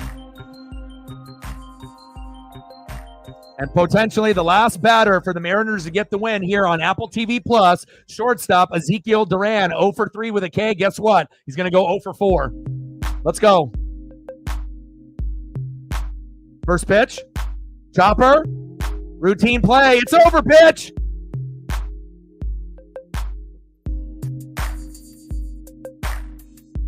Let's go. Fuck yeah, baby. Hell yeah. Fuck yeah, baby. Nice job, Stanek. You give me a little bit more confidence in the ninth there. Hell yeah, baby. That's how you end up, starting off the series on a good note. So that way we can go 2 for 3 or possibly the sweep, but we don't want to get too ahead of ourselves. Tomorrow we play at 4 o'clock, 4:15 on Fox. I will be doing the stream there as well as the WWE pay-per-view Clash at the Council at 11 a.m. It'll be a long day. Final score, Seattle Mariners 3, Texas Rangers 2. And when the Mariners win, what do we do? Anybody know? What do we do? We dance, baby. Mariners win. Mariners win. Mariners win. We improved to 41-31, 25-12 at home. And the Texas Rangers, they go from 33 to 36. Let's freaking go, baby. Mariner Moose loves that. Let's go. Yes, sir. Mariner Moose loves that shit. Huh, Maurice? You love that shit? Yes, he does. Let's go. Like, sub, donate, comment, share, help your boy out. Let's get to 60 or 70 likes, baby. Let's go.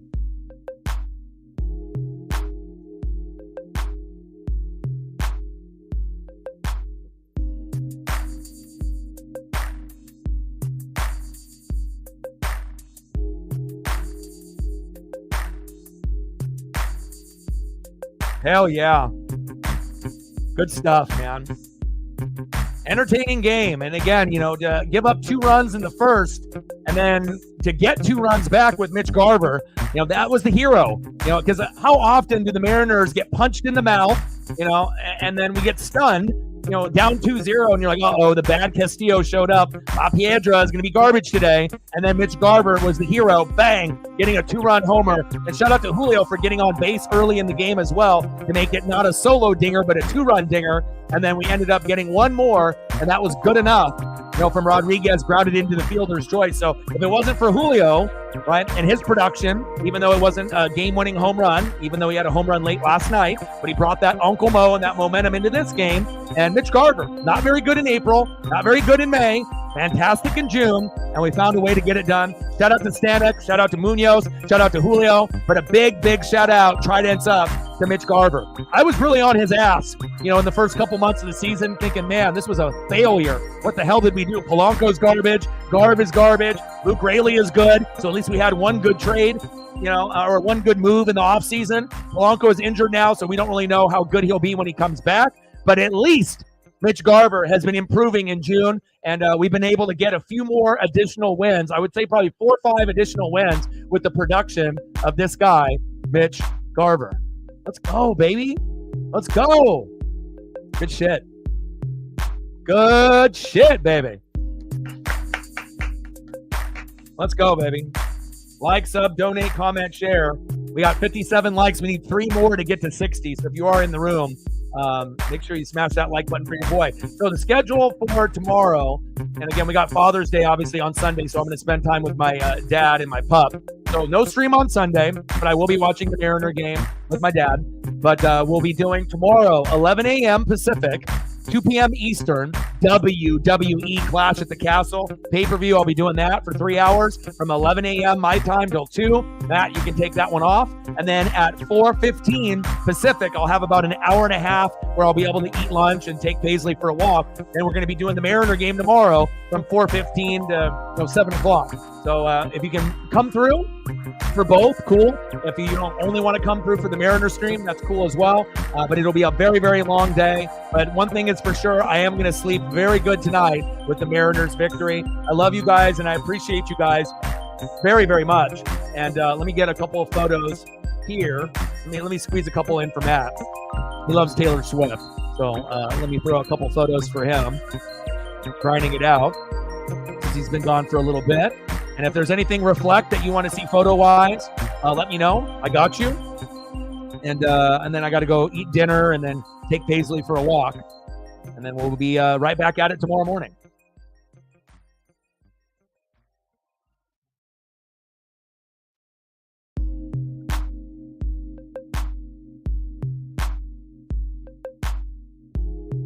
I got you, brother. I am not a Swiftie myself. There's going to be some people that are in the room that absolutely love her, as a person and as an artist. But again, I will always make sure that I give everyone their favorites, no matter what it is. As long as we can keep it PG, baby.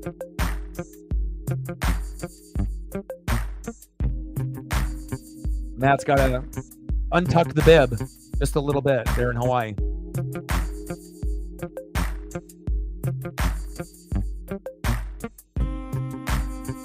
You're welcome, brother.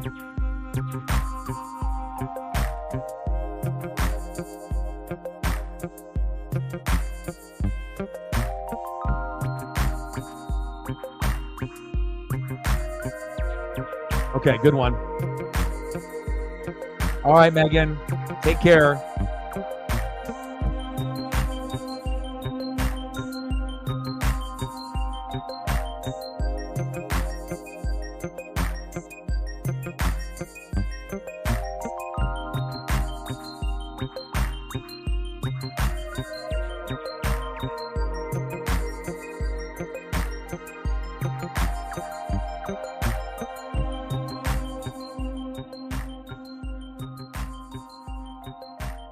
Well, I appreciate you guys very, very much. Breaking Bad, Better Call Saul, fucking watch it. It's incredible.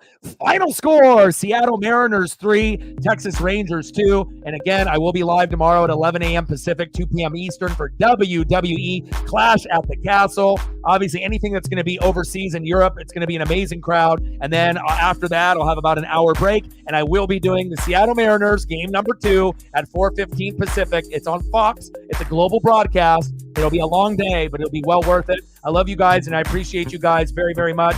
Shout out to all the people that came through to like, sub, donate, comment, share. Appreciate you, Megan, Reflect, Army, Matt, all of y'all. I love you. And I got one question for you. Who talks sports like us? Your boy Ryan, Northwest Sports Fanatics, and I'm out. Bang.